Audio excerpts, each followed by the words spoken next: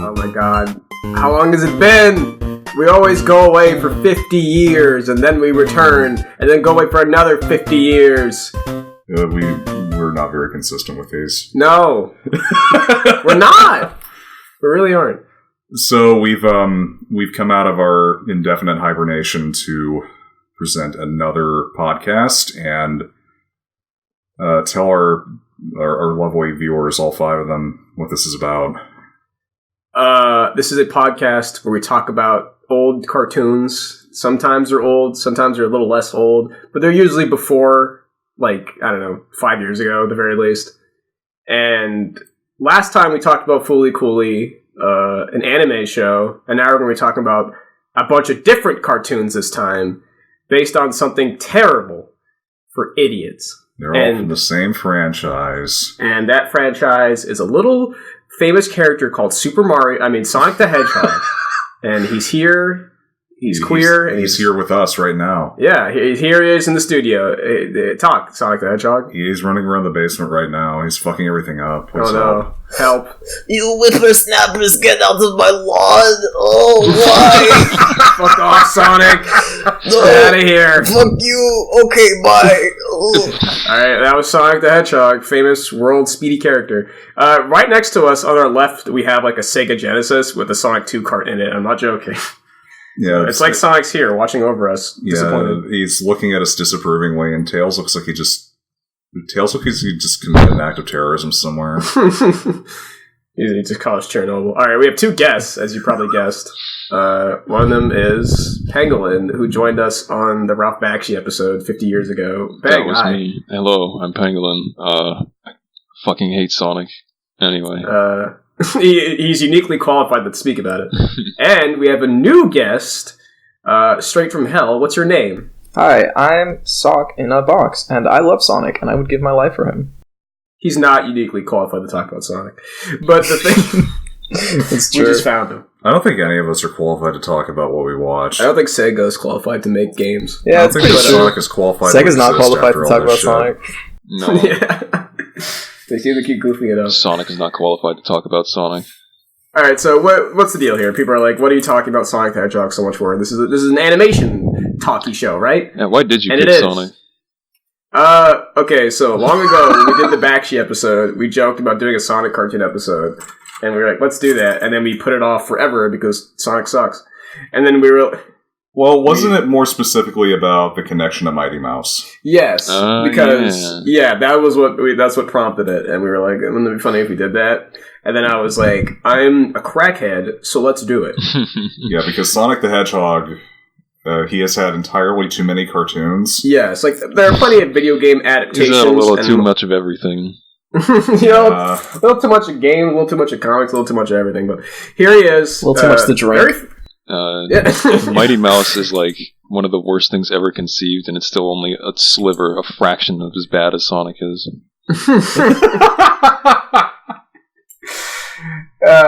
It is strangely similar, but in a lot of ways that we'll explore as we continue this adventure into hell. Right. So, spoilers: the one that's the most similar to Mighty Mouse is in fact the best one. Sadly. So, yes, Sonic has had many cartoons of varying types. There's been TV shows, there's been films, there's been shorts, commercials, there's just been tons of Sonic animation. I guess it makes sense. He's a character kind of suited for animation and based on a lot of, animated characters like Felix the Cat and Popeye and stuff like that. Those 1920s sorts of characters. Michael Jackson and Santa Claus. Michael Jackson, Bill Clinton. He's also a cynical marketing device. He's also the greatest and most attractive character ever conceived. Shout-outs to our boy Guptil89. Link in the description. Right. Link in the description.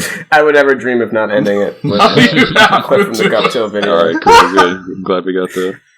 Alright, we got it. Alright, so there's lots of Sonic animation to talk about. We're not going to talk about all of it. We're going to try to just talk about most of it. Mostly the more important, well-known ones, and that's mostly just the TV series that he's been a part of, and the one OVA/movie that came out in Japan in the 90s.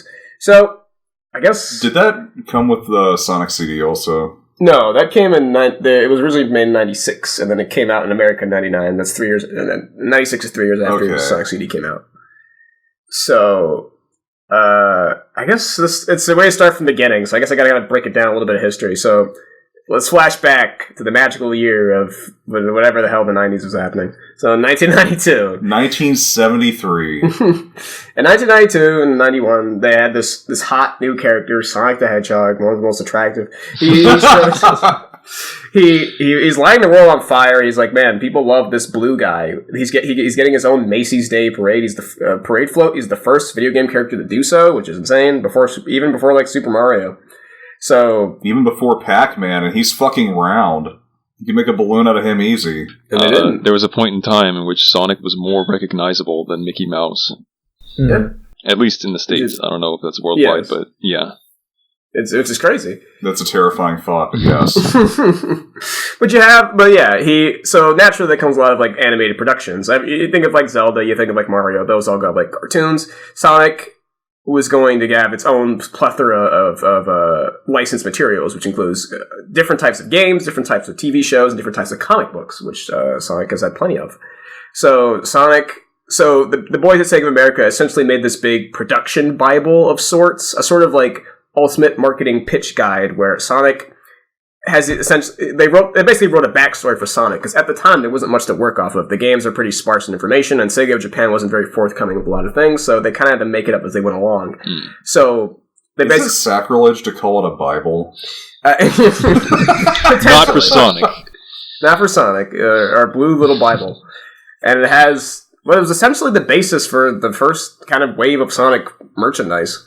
Yeah. So if you know about Princess Sally, you know about like Sonic being a brown hedgehog called Maurice or whatever that became Sonic, and that strange Robotnik guy being named Kintobor. It's all the result of this dumb Bible that people took. He got zapped and something about a rotten egg, and then he became a round man. Yes, and different Sonic media has kind of had different interpretations of it. There's the British comics, Sonic the Comic, which kind of interpret it more literally. Where Sonic is a gigantic asshole. For some reason. Those comics are hilarious. Well, it's British, Sonic yeah. Everybody's a jerk. Everybody's just an asshole. And that's just the humor, I guess. And then you have the American comic, which deviated a bit, but still kind of took most of the same elements from that pitch Bible. So Sonic was special in that it got 2 cartoons at the beginning. And special, all right. Running concurrently at the same time. One on weekdays and one on Saturday morning on 2 completely different networks. Yes. So we'll start with one of those cartoons, which is Adventures of Sonic the Hedgehog, and I'll throw it over to Failmore to talk about it. Okay, so I'm glad to be talking about this, but I'm also not glad to be talking about this. I'm glad to be talking about it because Adventures is the best cartoon out of all the ones that we watched by a country mile, and is a genuinely enjoyable show. I'm not happy to be talking about it because it comes first, and that means that the rest of this podcast is going to be about shows that I fucking hate. So Adventures of Sonic the Hedgehog aired in 1993, and it was aired concurrently with Sat-Am, as we mentioned before, which is the Saturday Morning Sonic, which is the more action adventure. Less action, if you want to call it that. But Adventures of Sonic the Hedgehog was the more gag-focused, funny, comedic of the two, and it was written by a lot of guys who worked on shows like Mighty Mouse, as we mentioned before, and Ren and Stimpy.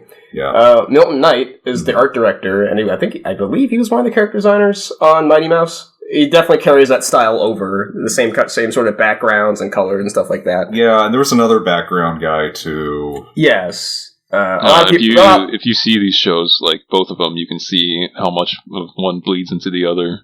Exactly. Yeah, the similarities are very clear in terms of art style and the way that the animation is kind of directed. Yes. So a lot of people. So the show ran for 65 episodes, including and then one TV special, which for some reason aired 3 years later and was made it was a Christmas special, but also made to promote Sonic 3D Blast, which is weird, but okay. You need to get some coal in that stocking. Yep. So they put it together and they called it Sonic Christmas Blast. Yeah. It's a big Christmas blast up your Christmas ass. I don't want any of that.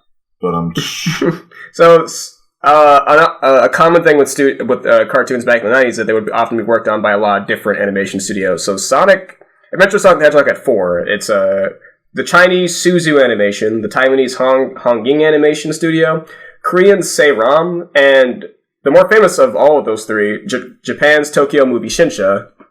TMS, who worked on Akira, The Big Boys. Yeah, and many, many other things, including numerous deceptive TV intros. Yes, deceptive and other TV intros and other American cartoons. 90s Warner Brothers. Amblin, Steven Spielberg's animation thing was like, we should at least get one of these studios that knows how to draw. So he was willing. I've heard that he like fronted the money himself. Yes, he did. Yeah, which is, one cool thing that he did, because he was apparently really into it because of Roger Rabbit, which he worked on. So it was a studio, so he was really impressed by animation, and he wanted to fund more animated works. Yeah, and that was one of the better decisions. It's a shame that he couldn't get, more TMS, but some of TMS doing animated American cartoons was like some of my favorite things to watch. Yeah. Even if the shows usually weren't very good or funny, at least when TMS did an episode, it looked nice. And Adventures really nice. is a similar kind of thing. So yeah, whenever TMS is involved, it looks like somebody gave a shit. Yeah. So what is the conceit of Adventures? Socks. Let's throw it over to you. What does conceit mean? What is the point? What is it about? What do you gather from it? Adventures of Sonic the Hedgehog is the most game accurate, really, of all the Sonic cartoons. It's just Sonic and Tails in sort of this surreal environment, and they have to stop Dr. Robotnik from, attacking citizens, but it's really surreal because everything in that world is very like Looney Tunes-esque. It's like a pack of possums who hang upside down, and like just a bunch of different crazy stuff. Yeah, it's very Bugs Bunny-esque. I think that the best way to describe the style of writing and humor in this show is just Looney Tunes almost to a T, just with a different environment, different characters, different kinds of conventions. Mm-hmm. But despite being the most game accurate, it also incorporates either the game mechanics or I guess some approximation of mechanics the least into its world. Mm-hmm. The world is the most loosely constructed out of all of them. But it still works better. Well, it still resembles the games the most loosely more than any of the other ones. As far as what we're told, and not what we're shown. Yeah. Like, all the other shows will, they all, jumping ahead a little bit here, but they all, give you a bunch of rules and a bunch of background, but it doesn't really mean anything, and it doesn't make any sense. Mm-hmm. It's just there. But this show doesn't really describe a whole lot to you about how it works. It's just kind of... It's just it's just a vehicle for gags. Yeah. Pretty much. And I will say that it does have some sort of, whether intentional or not, similarities with the games. Like, the games have this sort of Art Deco kind of crazy off the wall art style with the levels and stuff. And the show kind of carries it over a little bit. They try to some extent. Yeah. Visually, it's the most clearly influenced by the games, and when there is something that is directly taken, like a direct reference to some of the games, whatever it may be, whether it's just like, oh, he's underwater and he got an air bubble, or they're in the fucking pinball fortress or whatever. Mm-hmm. Yeah, Casino Night. They don't spend any time just kind of going on about it needlessly. Yes, they usually just use it like Socks. It's mostly just, this exists to make jokes out of. Very seldom is it even set up, except for the pinball fortress, which was an entire episode about going to that place. And you have the episodes mostly animated by TMS, where they collect the Chaos Emeralds, which, unlike the games, there are 4 of them. All 4, and they all are very interesting. But they also kind of look like time stones. They kind of tried to work everything in there. Yeah. So there's the voice cast, which is very... that's what we were talking about. Very quintessential 90s. You have Jaleel White, Steve Urkel from Family Matters, as Sonic. From Family Guy. And that's a recurring thing for the first 3 shows we're going to talk about, because for some reason he played all of them. He played Sonic in each of the 3 Deke produced. Deke is a production company which gave you such hits as Inspector Gadget, your favorite. And I think they did Sherlock Holmes in the 22nd century. They sure did. You know, all Basically of you fans out there of Sherlock Holmes in the 22nd century. Basically, I a got bunch you. of 90s schlock. And they did your second favorite, of course, the Super Mario Brothers Super Show. That's true. They did do that. They did do And that. the Zelda cartoon. And Captain N. Man, just, I guess, every game thing. Yeah. Yeah. Thanks, Deke. Thanks, Deke. You fuckers. Dick. Alright, well, I guess that's enough background. I guess let's kind of get into it. What about, Peng, what do you think of Adventures of Sonic the Hedgehog? Adventures of Sonic the Hedgehog, as you've already noted, is somehow probably the best out of these cartoons, out of any of these series. Yes. It's not great. It's got its moments. It has episodes that are actually pretty funny and entertaining, surprisingly. Yes. But it does have a good slew of episodes that are also like mostly boring and not particularly interesting. No. They do try, and I appreciate that. Mm. But for the most part, it's not. It's better than I thought it would be. Going back to it, there is some stuff that really caught me off guard with its humor, and I think it's mostly the really really far like non sequitur stuff where you're just like, why the fuck did this just happen? Yeah. Like Scratch pulling off his hair and throwing it a bunch of bowling pins suddenly. Yeah, stuff like that. I do appreciate some of the designs. I think Scratch and Grounder are great foils for Sonic and Tails. Like, they just bump into them regularly, and I think the four of them look good on screen together. They're also based on actual enemies from the games. How about that? Yeah, there's a couple of others like that too, like Coconuts. Yeah. And it's cool. That is, I don't know, would that be like the most effort put towards trying to replicate stuff from the game out of all of these? I would say so, in terms of like that was, at least in terms of that was their intention to some extent. Yeah. Yeah. They adapted the games the most faithfully in that regard. Hell, they even had the special stages in there. Oh yeah, they did. And they look weird and goofy, but they had them. Yeah, they were definitely like, let's bother to put mechanics from the game into the show and like integrate them as part of the stories, as opposed to something like Sedam, which is just like a post-apocalyptic. We're just making up our own shit. We're just doing whatever and throwing Sonic in it. Exactly. It is a fucking joy anytime Eggman or Robotnik is on the screen. Yep. Whatever he has to say. Baldry. The world's, also was in Mighty Mouse. The world's sexiest fat man, as it says on the model sheets. As it says on the model sheet. Yes. The world's sexiest fat man. You can tell, even when the people, like, whatever studio they went to isn't particularly good, you can tell that they still, like, put effort into drawing him and animating him. And somebody was having fun, and that's cool. Yeah. And what's his name, the voice actor? Long John Baldry. Yes, Mr. Baldry. His performance is just top notch throughout the entire thing. I would also say a lot of the voice acting is pretty good. Like, yeah, I know people. Most of them do a great job.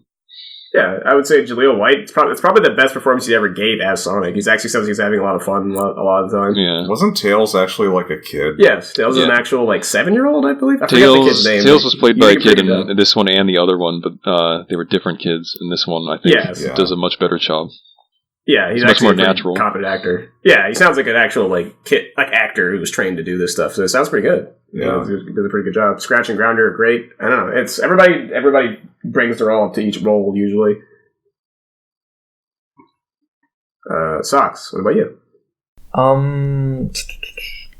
If we can go back to the Looney Tunes influence, Sonic is literally just Bugs Bunny if he was proactive in helping people.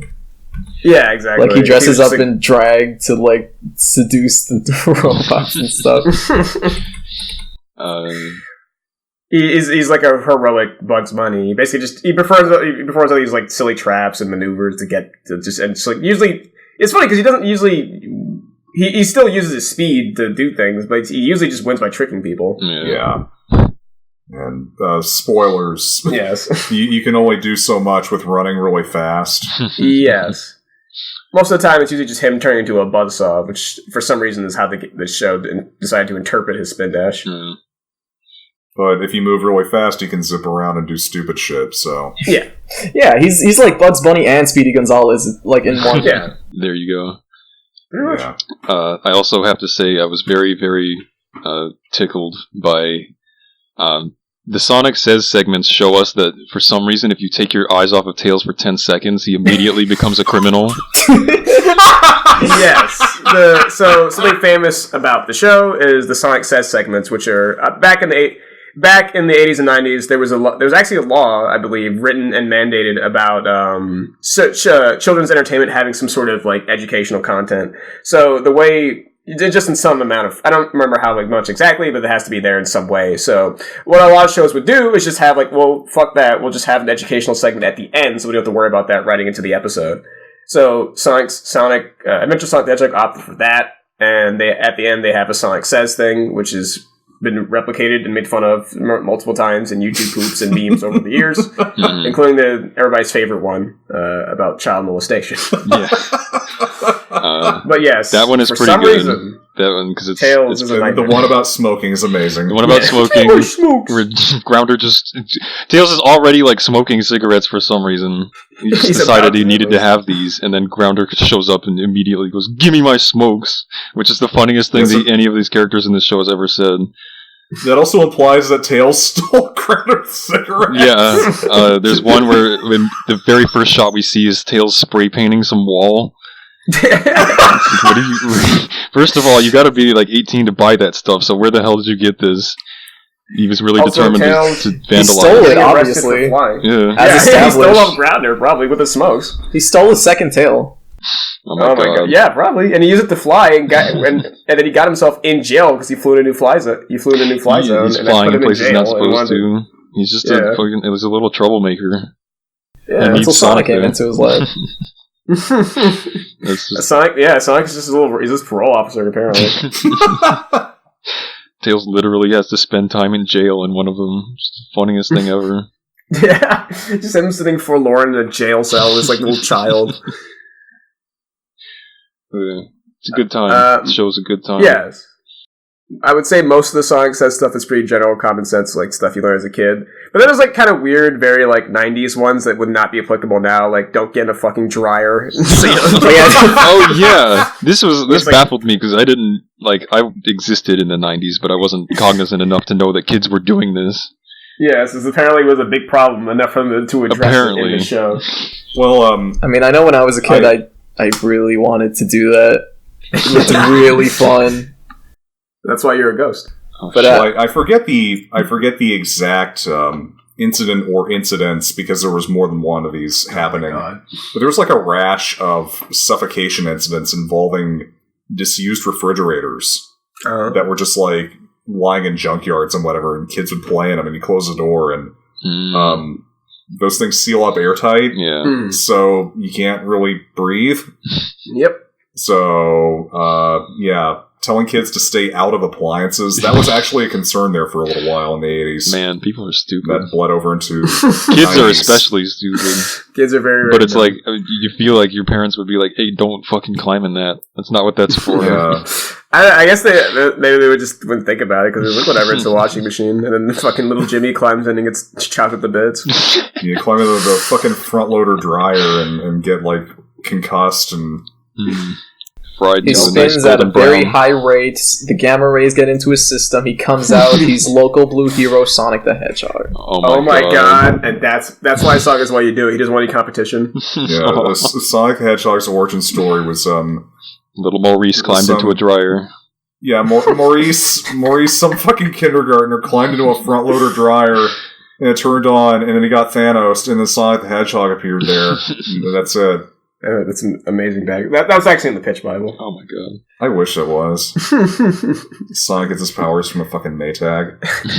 But yes, Adventures is genuinely like a really funny show. It definitely, like Hank says, I wouldn't call it like good.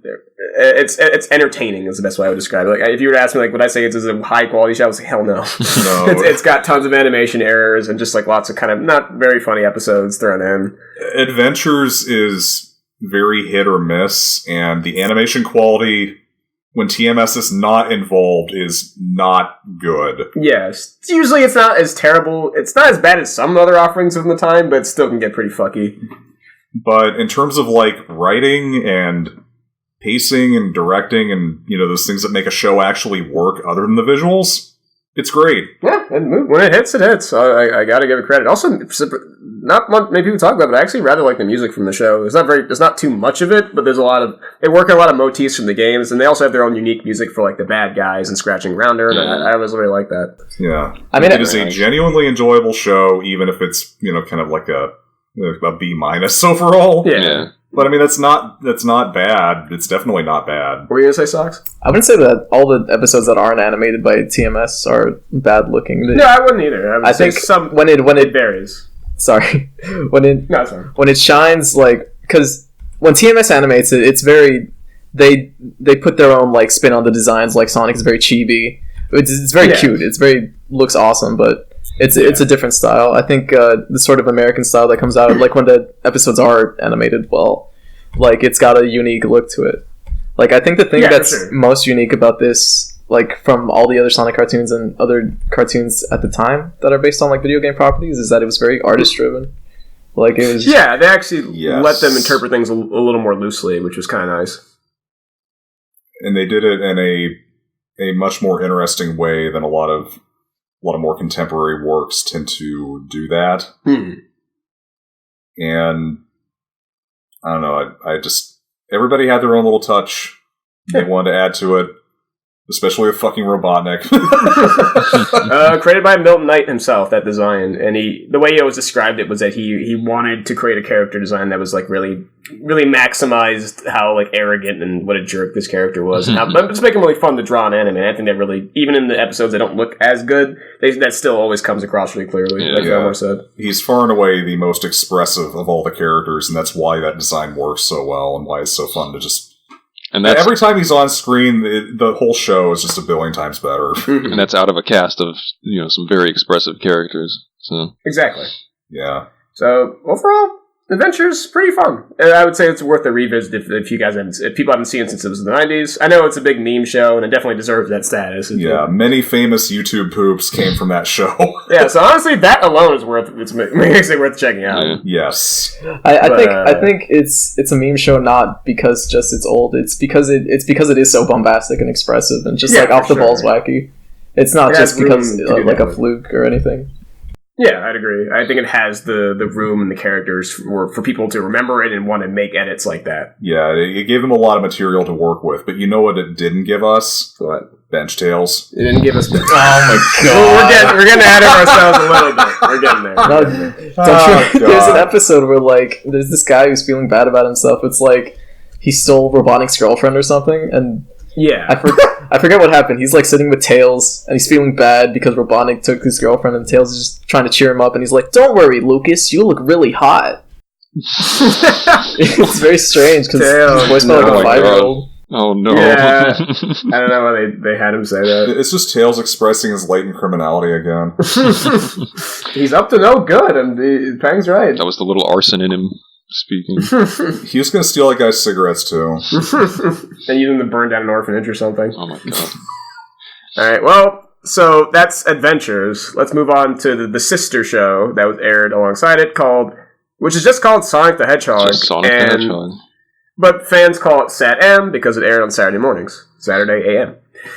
And it aired on ABC. You can call anything Sat AM.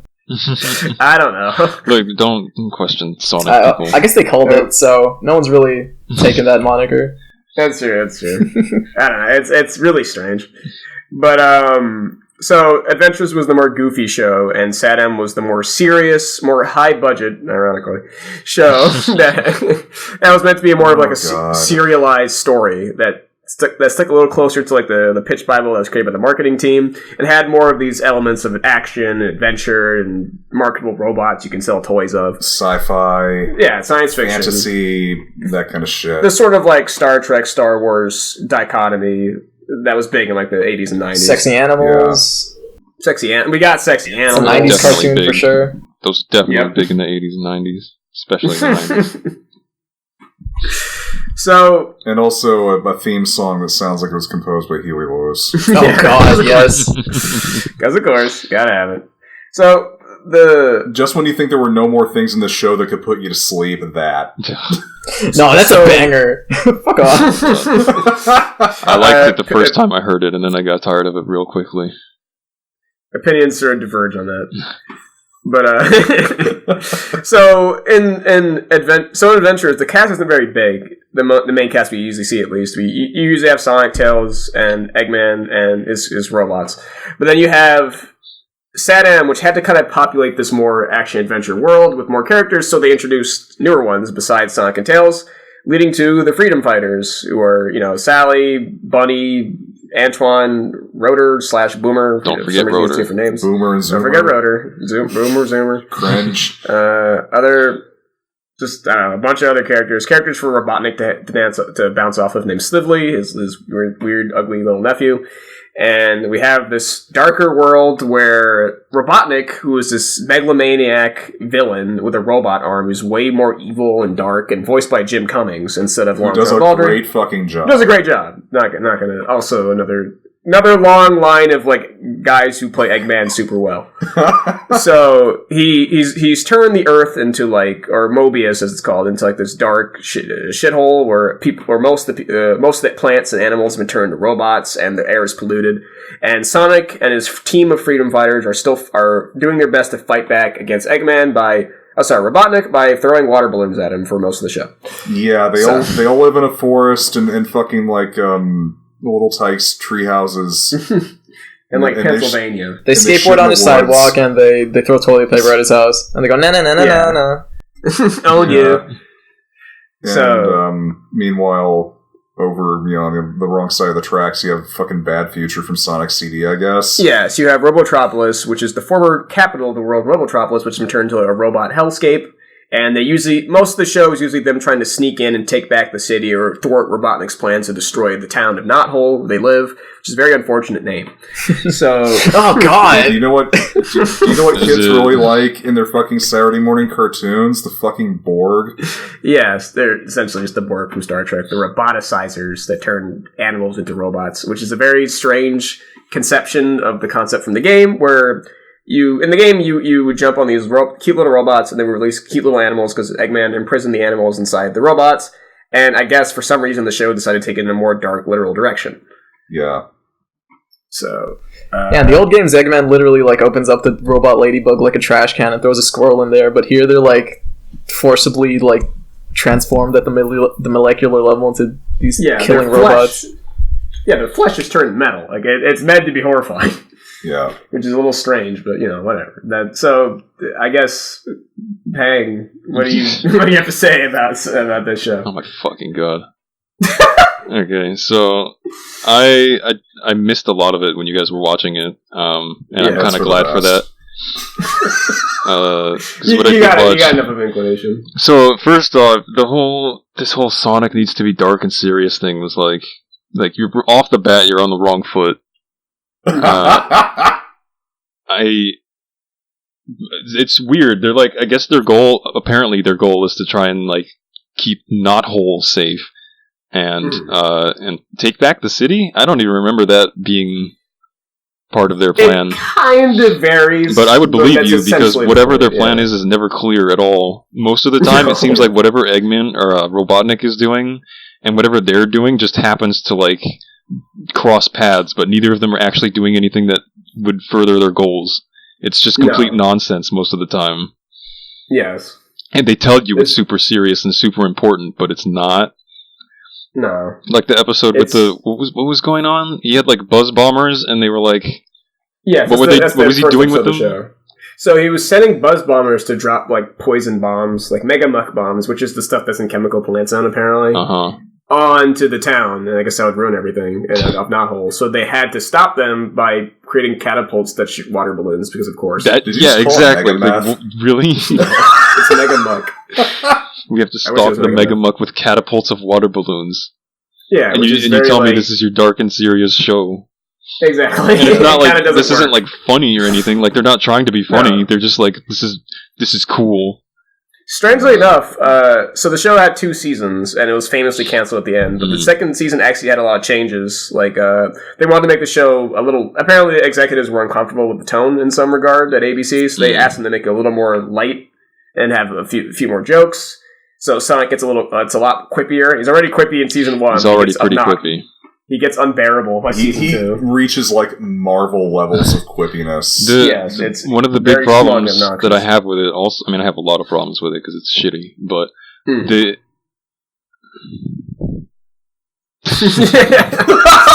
There is a dragon character that's very similar to Pete, yes, named Dulcie. But one of the other problems is that, like, Sonic, for some reason, he himself as a character is just like the biggest asshole of all time, and he's like not like he never misses any opportunity. In fact, he creates opportunities to like fillet himself or just or belittle somebody. Or, and it's like it's supposed to be funny, I guess, or charming, but it's not.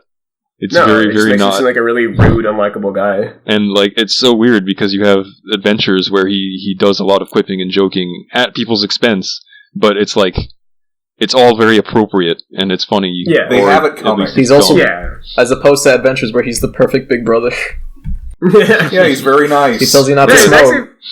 He makes quips and jokes in adventures, but he's usually at the bad guys, and usually if he does it to somebody else, he's usually pretty lighthearted. He's made to be a lot more likable, and it's really strange because it's also Jaleel White who plays both of them. Yeah, and his performance, and again, you can tell like his performance is different too. Like they probably were directing him very differently to be more monotone and just not nearly as fun. Aggressive. Yeah, and he directs all of this towards his own friends and stuff, and it's like, why are these characters even friends? They just seem like they don't like each other. They just seem like they don't like each other. Half the time, Sally's just like, man, I'm sick of you. Fuck off. They live in a town called Knothole. Draw your own conclusions from that. Yeah, they don't have much respect for themselves, apparently. And it's like, it becomes so grating because it's nonstop every episode. Yes. It's just, man. As much as I enjoy Jim Cummings' performance, I also don't think his version of Robotnik is very compelling. Like, not because of him, he does a good job, but it's mostly just how he's written. Yeah. It's so incredibly just boring. They turn. You have adventures where you have this really still villainous but very goofy and fun character to watch on the screen, and you have just Saddam's Robotnik, who is just very generic bad guy with a big Dr. Claw arm. Yeah, it's very boring. Well, he's actually Dr. Claw. He's fucking Dr. Claw from Inspector Gadget, and we get to see his face. Yes, he's strangely similar. And it's a complete waste of Jim Cummings because his performance overall is legitimately menacing. Yeah, he does a great job. He does an excellent job making him this actually threatening presence, but then the writing, of course, takes a big fat dump all over that. So then there's also the visual aspect of it. We talked about how Adventures, while it did its own weird thing, it still had a lot of like visual flair. You have these really crazy Art Deco backgrounds. You have these nice colors. You have these like really wacky incidentals, which sometimes look a little off-putting, but for the most part, off sometimes. Pretty off, but they're for the most part they're fun. For the most part, they fit the kind of. Yeah, they fit the cartoony world they've established. Yeah, if they don't fit the games, they at least fit the style of cartoon that was. Even the ones that look like they're just kind of transplanted from some other show. Yeah, exactly. The thing about Adventures is that where Sonic's design is retrofitted to fit into this Looney Tune-esque, like, cartoon world, Sonic's design in Satayam is exactly the same. He still has the big, like, anime mono eye, but he's completely out of place in, like, this cast of 90s Don Bluth furry characters.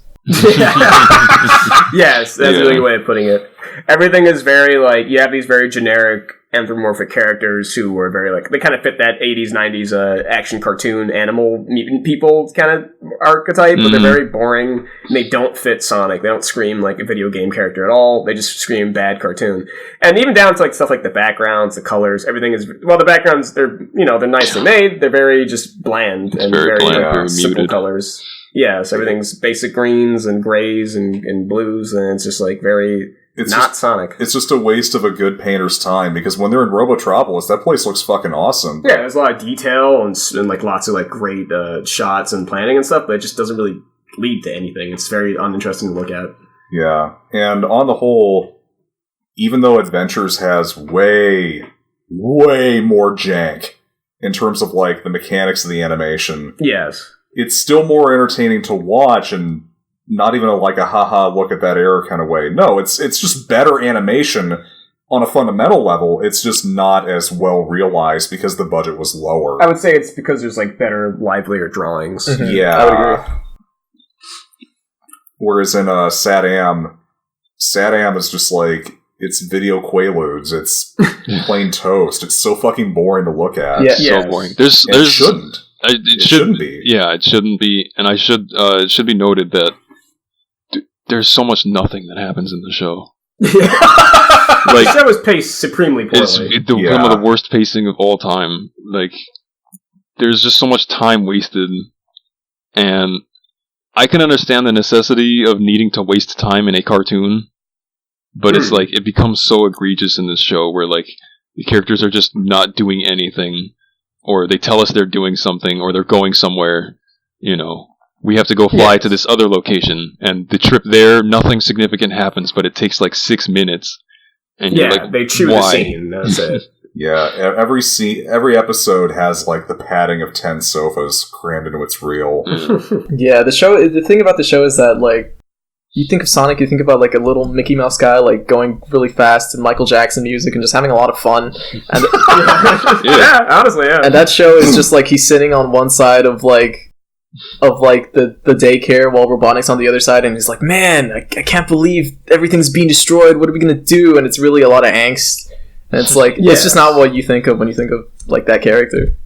Yeah, exactly. I wouldn't even say it's like bad on its own, but just as a representation of the character, I can see why not a lot of people are too fond of it.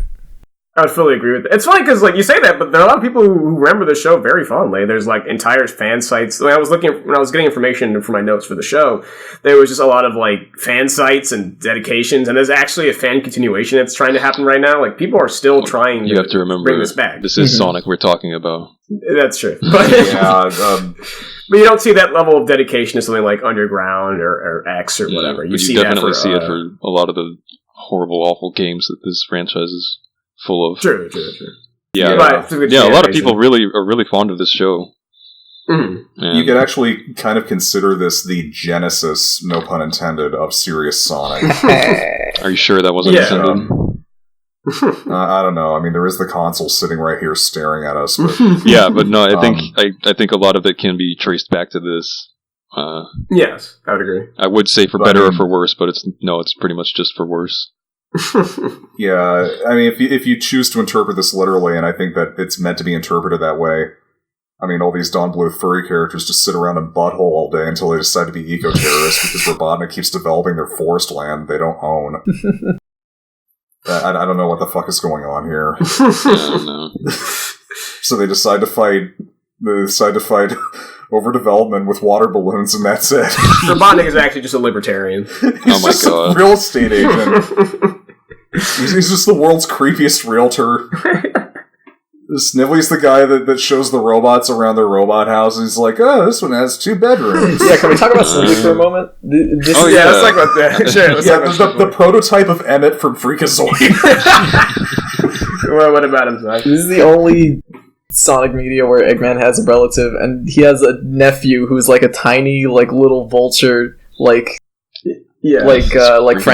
Frankenstein assistant, and he's just there to be scared by Robotnik. It's like, yes, master. I mean, somebody has to be threatened by Jim Cummings. Do you know anything about, like, this character and why he was conceived? I think that's literally just what Sox is saying. It's because think about the structure of the show. You have Eggman and Robotropolis, and you have Sonic all the way in Knothole. They don't get to interact, which is something like that's you think of the Sonic games. You're right. Meeting up and fighting head to head. Eggman literally needs somebody to talk to, and that's why Snively exists. That's it. That really is it. That's so funny. We made a show in which we couldn't get Eggman and Sonic to interact. Way to go! I mean, let's look at it this way: in both adventures and in the games, Eggman would get in his fucking rascal scooter and fly over and actually fuck shit up himself. I mean, he's there. He's, on the front lines of his... I don't know what the fuck he's doing, but he's doing something. Just being a dick. And a lot of Sonic media is like that dichotomy between, in the games and the comics, everything, that dichotomy between Sonic and Eggman. Mm-hmm. They're the 2 first characters introduced in this series, and they kind of have the longest lasting, like, sort of relationship, I guess. But then in Saddam... He's over in his condo development. He's just sitting there talking to his idiot nephew, just coming over the sound of his own, like, sexy graveling voice. Yeah. Also, I would like to formally apologize for all of the times we say Eggman in reference to Robotnik. Yes, In this era. we're trying. I'm trying not to. It's really hard. I mean, don't give a personally, shit. Who cares? personally, I don't care, but people Yeah. care. So People do Yeah. care. Yeah. Somebody's crazy gonna throw a fucking screeching fit. at this point in time, we do know that he was in fact Robotnik. Yes. But yeah, We we're should just say you it. don't you know what? Here, don't worry about it. In post, Ahmad's gonna cut out one of the random Robotniks in our speaks We're gonna and text just to speech. Splice them Replace into all the them times all. we say Eggman. yeah, just censor all the Eggmans with a Robotnik. So, as you can see from Robotnik, you've been able to. Yeah, exactly. So something interesting about Saddam is that famously it was canceled and it did not get a season 3. Yay! Yeah, insert the little stock sound effect of the kids cheering. So, it ends on a big cliffhanger, which a lot of canceled shows tend to. Mm-hmm. It's with this little evil eyes, and people speculate what character that is. The character is Ixis Nagas, who was a stupid wizard that's introduced as a bad guy earlier in the show. God. After Robotnik is sort of killed. Whatever. Anyway, so The the Shadow. comics. So there are comics produced by Archie, or were.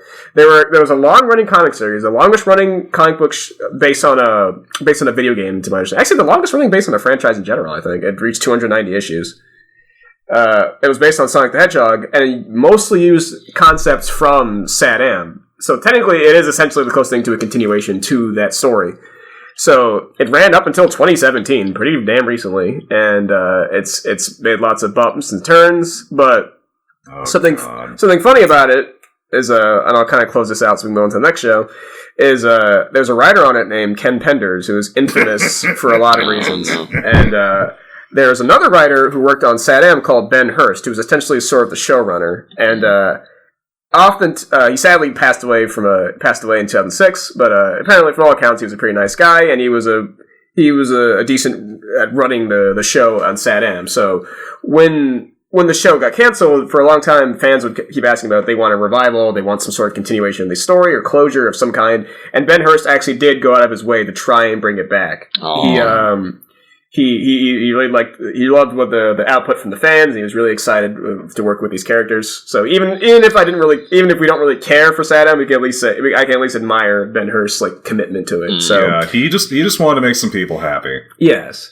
So the reason why I mentioned these two, Ken Penders and Ben Hurst, is because they've had a run-in, which is very unfortunate. So in the early 2000s, there was an attempt to get a Sonic the Hedgehog film made that Ben Hurst was sort of leading, and in talks at my Sega God. to get it done. I know this story. And yep. And Sega was actually pretty interested. They were like, "Yeah, this could be good. We're hoping for a big push in the 2000s for the Sonic the Hedgehog character." So Ben Hurst was like, "All right, cool. We got a good meeting, and this is working out nicely." And Ken Penders was sort of helping him out put this pitch together. So Hurst leaves this meeting with Sega, and he's satisfied everything's well in hand. So the next day he calls up and he finds out that Sega hates him now, and he's not sure why, until he finds out that Penders, of his own volition, snuck over and gave his own pitch with his own marketing materials, which you can find online, by the way. They're floating around. I'll probably link to it in the description. Oh, God. But with his own horrible pitch, using his children's voices in the place of Sonic, and it's just a really badly drawn video of Sonic riding like a hoverboard for some reason. And a bunch of concept art, which is sad to look at. And he was just very belligerent and rude to the people at Sega they're communicating with, and they just they just want nothing more to do with Penders or Hurst by extension. So if you were excited for some sort of Saddam conclusion or a Sonic movie in general that isn't the one that's coming out recently, you can blame Ken Penders for not getting that. Thanks, Ken. The pitch was monumentally bad. It's legendarily awful in terms of just not only the quality of it, but also what it entails. Yes. Wasn't it basically just like a Titan AE ripoff?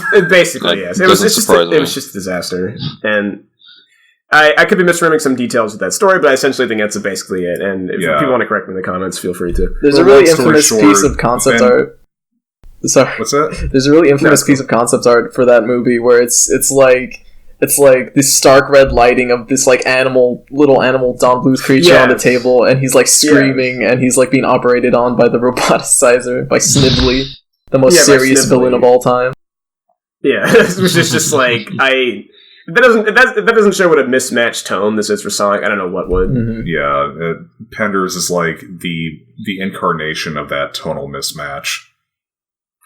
So, speaking of total mismatch. Well, there's one very important detail that we forgot to go over. Oh, what? And I'm going to pass this to Penguin. Penguin, Yeah. tell us all about the pantsless goat man. Excuse me? Goat man. What? The what? There was a... Oh my god. I It was a pantsless goat man. Pantsless There was a very muscular goat that shows up in Sonic. And we were all just like, why is this a character? Because, again, 80s, 90s... Yeah. weird fury, dumbless characters, and this is just a character that needs to be in Sonic. This was a sad Am character? Yeah. I think do you happen to remember what his He name was was? present in a very important plot involving the king. Do you remember what his name was? I don't think he had one. I don't even think he said anything. Yeah, he just showed up. He's just some jerk off. He just shows up. I just couldn't believe You should put a picture of him. I will. I'll include it. Make that a thumbnail. There you go, guys. There's your sexy Sonic goat for the night. Alright, so... Just bring back that one segue you had, because that was real good. Yeah. So, let's move on to something that also is a total mess. That's the mostly French-produced Sonic Underground. So, Sonic Underground is also a meme legend for mostly different reasons. Oh my fucking god. If you've ever heard the phrase in your life, tiny knuckles, you're about to find out. Tiny Knuckles exploding Sonic baby robot. In more ways than one. Exploding Sonic.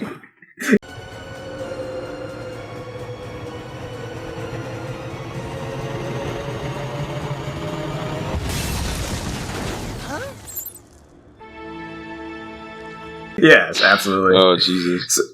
So, Sonic Underground is a mostly French animated show. It premiered in France first. It came out in the beginning of 1999 and came out in America August of the same year, I believe.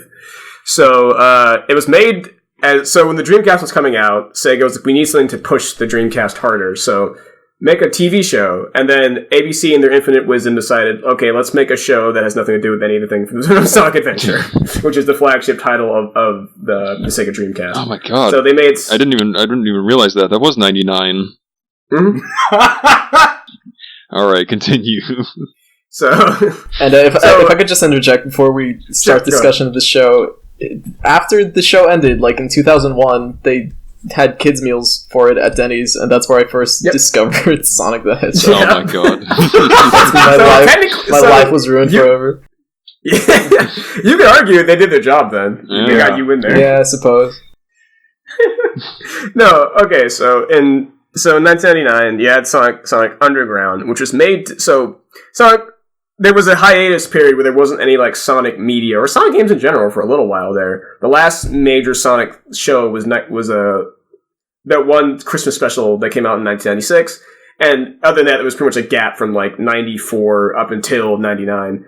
And that's essentially how the games kind of went. There was no major Sonic game from Sonic 3 in 94 until Sonic Adventure in 1998 in Japan, 1999 in America. I mean, you could say that Sonic 3D Blast, kinda, but it wasn't very successful, if I remember correctly. No, and it was largely seen as just a spin-off hit regardless, even by the fans. So there was no true Sonic game at the time, despite being numerous spin-offs and stuff like that. So you had Sonic Underground, which was like the next big Sonic cartoon, and it was being headed up by the guys at ABC again. So ABC is owned by the parent company, Disney, who owns like 90% of the planet by this point. And their whole kind of prerogative was, we're moving, at the time, especially now, they're moving in this direction of, we're having these kid shows incorporate music and things like that. So we're things gonna have, that could be dubiously considered music. Yes. Things that we can sell albums of. So the stipulation of making a Sonic cartoon is that they wanted Sonic cartoon focused around music, which isn't inherently a thing that wouldn't make sense. It's not like a bad thing, because Sonic is famous for his music. It has a lot of like rock and roll sort of overtones, so it might have worked if the people working on it were complete and utter buffoons. So, so this was also produced by Deke as well, and Deke's whole strategy towards writing for the show is just literally call people in and just give me your best idea, because we have to make 2 episodes a week. And that's why this show is a train wreck. Yeah, there was some very impressive shithauling going on with this show. Yeah, and so then he Filmer, said, hello, I said the best ideas. And he's Sonia He's gonna have 3 siblings, and they're all played by Jaleel White. Yeah. And one of them is a girl. Yeah. One of them is a girl that has a completely different body construction from the other two. Yeah, oh god. Yeah, sexy hot girl. Yeah, like Sonic is just like 2 circles and like stick legs like Felix the Cat, but his sister Sonia is like a circle head on like a really strange, like furry human tiny body. It's a Sally Acorn body. It's a Sally Acorn body, yeah, except her head is just a circle. Except she has a dead mouse head. She's like a little person. Yeah, she's like a mascot. Yeah. Alright, so Fillmore, what is Sonic Underground? She's not about? actually his sister. Well, you see, I'm going to need everybody to help me out with this one because I don't actually know. Well, we all know the banging-ass opening. Yeah, the banging-ass opening explains what is supposed to be the premise of the show. Yes. And I would believe that if anything after that opening closes out had any fucking thing to do with it. No, it is... Sonic Underground is drugs. It is drugs. I feel really good when I watch it. Speak so passionately. This show is so fucked up. It's almost impossible to start explaining it, but like the thing that the intro tells us is supposed to be happening is that there's some kind of fucking like high fantasy thing going on, but it's also like the SatAM world where Robotnik's fucking real estate company took over, and Sonic's mom, that is also an important character in the plot, had 3 Sonic babbies. So there's Sonic, Green Sonic, and Purple Girl Sonic. And Sonia and May. Yeah, Sonic is a prince in this cartoon.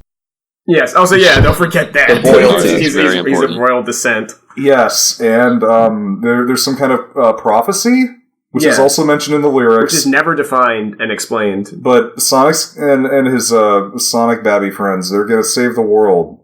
So... naturally, Robotnik's like, well, I gotta Chronicles of Riddick that shit. I gotta go get these Sonic babbies. Well, they're not even trying to save the world. They're just trying to find their mom, essentially. Yeah, but I mean, it's I'm getting ahead of myself, but it's predicated on that. Sonic's gonna do something to save the world. You know that's how the story goes, because how they always fucking go. Of course. So, they wind up getting separated from Mamek, and then they go and get adopted by 3 absolutely fucking hideous side characters. Oh my and God. then also kind of Uncle Chuck. Uncle Chuck exists in some capacity. Underground is very strange because it's essentially doubling down on the concepts from SatAM, but they're not. Ben Hurst also worked on the show in a much smaller capacity, but still. Yeah, while Ken Penders was plotting the destruction of his career. So the show is very just weird in general, as Fillmore described. There's a lot of like elements of SatAM, but also just like here's a sort of like rock and roll, sort of rock opera type thing going on. Yeah, it's I mean the show with its kind of musical. I don't even know if I can call it musical with a straight face, but it was supposed to be a musical and it was supposed to be a rock opera kind of thing. Yeah, to be clear, the entire show isn't a musical. It's still mostly a show until segments that are basically music videos, which are edited like you're on like fucking, I don't know, PCP, but also fentanyl at the same time. And they what it looks like they took recycled footage from the show and they put it through a Commodore Amiga. Yes. Spent about 5 minutes making the show out of the video out of recycled footage. Yeah, it's like you're watching old MTV at the same time as someone knocking you out with a wrench. And you're slowly fading from consciousness. Yeah. And somehow the songs took even less time to make than the videos. Yeah. Yeah, some of them are just ripped off. Like, one of them is Smash Mouth walking on the sun. Yeah, walking on the sun. Yeah. A lot of songs are just very similar to other songs. I mean, it's like a Kids Bop cover, basically. So the show is broken up into episodes and then music videos that are kind of based on what's happening in the episode for the most part. So usually toward the end. Usually towards the end, or in the middle, it's some sort of action sequence that occurs. So Sonic doesn't fight usually by using his speed. He fights using medallions, the 3 of them. Everybody has a magical Sonichu medallion that summons musical instruments that give them their superpowers. Yes, and that allows them to like rock out real hard, I guess. You know what's really cool? You're getting chased by robots or whatever, and you gotta do something. So you wave around your 50-pound plastic necklace, and then a drum set appears. Yes. Socks, what do you think of the designs of Sonic and his friends in this show? Oh, God. This is the worst looking show out of all of them. It's the worst design. It's the worst animated. Yes, I would agree. It's the first digital one too. So yes, which is kind of, I guess, remarkable in some ways. But yeah, there's also a very important thing that I was going to mention. Because it is now digital, they now have a circle tool, and they use that circle tool in every single frame that one of the Hedgehogs is in. I'll honestly give them a smidgen of credit, because it seems like these are sort of the same Satam people, and they're sort of getting used to the colors. Because boy, oh boy, the colors are very primary. Sonic is like blue, pen blue. Yeah, she's as deep blue as possible. Yeah. Also, many strong appearances from our old friend Comic Sans. Oh my god. Lots of really bad digital zooms. Peng, what do you think? This shit sucks. I will say it's a lot more. It's funnier than this Satam Sonic. Yes, we laughed a lot more. I would probably prefer to watch it just for that, but it is definitely a remarkable step down in quality. Like, it's almost spiteful. It feels like just how bad this is. Like, I don't know if the people making it just hate children, or if they hate cartoons, or if they just hate Sonic. Maybe it's probably all three. No, it feels insanely cynical, even more than the other ones. Yeah, it's like the designs are just absolutely horrendous. Even for Sonic himself, like, he just looks awful. He's fat. Yeah, he's very fat. He's very fat. He's fat. He has a fat face. His head is a complete circle. Yeah, everything is like smushed down into the basic shape of his head, which is a circle. The side characters, Sonic, I forget what the hell their names are. It's funny because Sonic encounters an alternate fatter version of himself later in the show, so I'd be inclined to think that they just enjoyed that.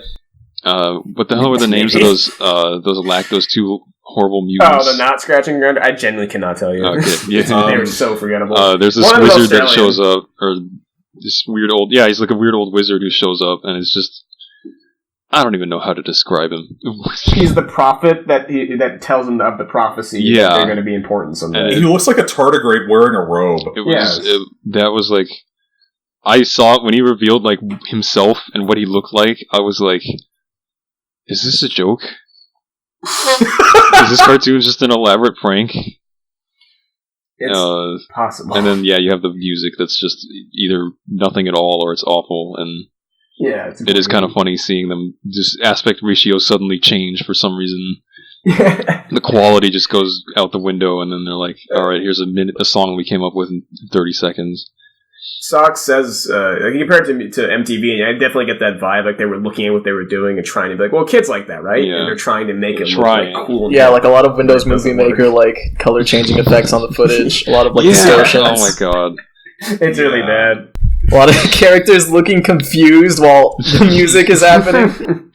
Yeah, it mimics the audience reaction. There's a couple of really funny bits, just out of like pure ineptitude, but I definitely do not care to go back to that at all anymore. No.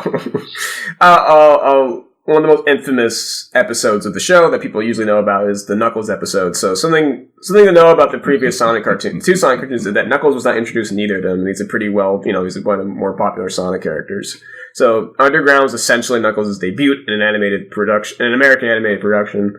And it is made by French people. American produced. So it is baffling. It's probably one of the worst looking episodes of the entire show, which is saying a lot. Yes. But yeah, a lot of like when people make fun of the show and how it looks, it's usually from this particular episode. So they introduce Knuckles, and Knuckles is completely out of character and just wrong in every single way, in every single possible way, really. In both appearance and behavior, it's as if Knuckles has acquired an extra chromosome or two, and so is the rest of the reel. So Sonic Underground, and he's little. Poorly received. Most of all, he's little. Yeah, he's tiny. He's very short. He's very small, except in sometimes he's not. Yeah, but even like at his normal, what I assume is to be correct size, he's still smaller than Sonic, which I'm pretty sure is not accurate. No. I'm going to be pedantic about it, I guess. It's like, that doesn't really work. That's for the very, very rare instances in which you think they might be trying to follow the model.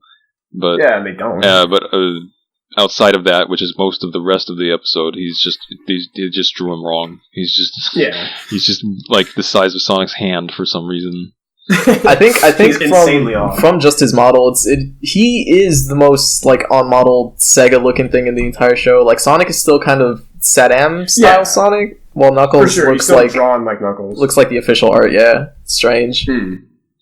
It's poorly done, obviously, but you're right. It is kind of more on model. Like the thing about the Sonic, I should have mentioned this earlier. The thing about the Sonic in this is that they kind of took more after the American box art Sonic, which is like actually different from how the Japanese interpretation is. Mm-hmm. Where you have Sonic and he's kind of mostly the same, but he's like a weird. They choose to draw his spikes like a weird like kind of saw blade, and he also has like a deeper sort of blue. Yeah, like a mohawk.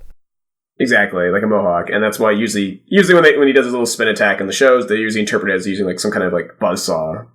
Mm-hmm. So this show runs with that design too, but it does it probably the worst of all of them. It's insanely bad looking for sure. He's fat. Yeah, he's just fat. He just looks really not like cute fat like classic Sonic. No, he's he's like disproportional. Yeah, it's a very big, bulky body. It looks just kind of gross to look at. It's bad. And in spite of that, he's still one of the better looking things that's going to appear in any frame in this show. Yeah. Because every side character and incidental in this looks fucking hideous. Yeah. Like Peng was saying, is this a joke when he was looking at the fucking tapeworm wizard, whatever the fuck his name is. He was some sort of weird like Star Wars alien. I was like, what the fuck am I looking at? And he's not even the worst one. He's very far from it. Like in terms of, if you're going to do a tier list of like side characters and incidentals and how fucking hideous they are, this guy is nowhere close to the worst. No.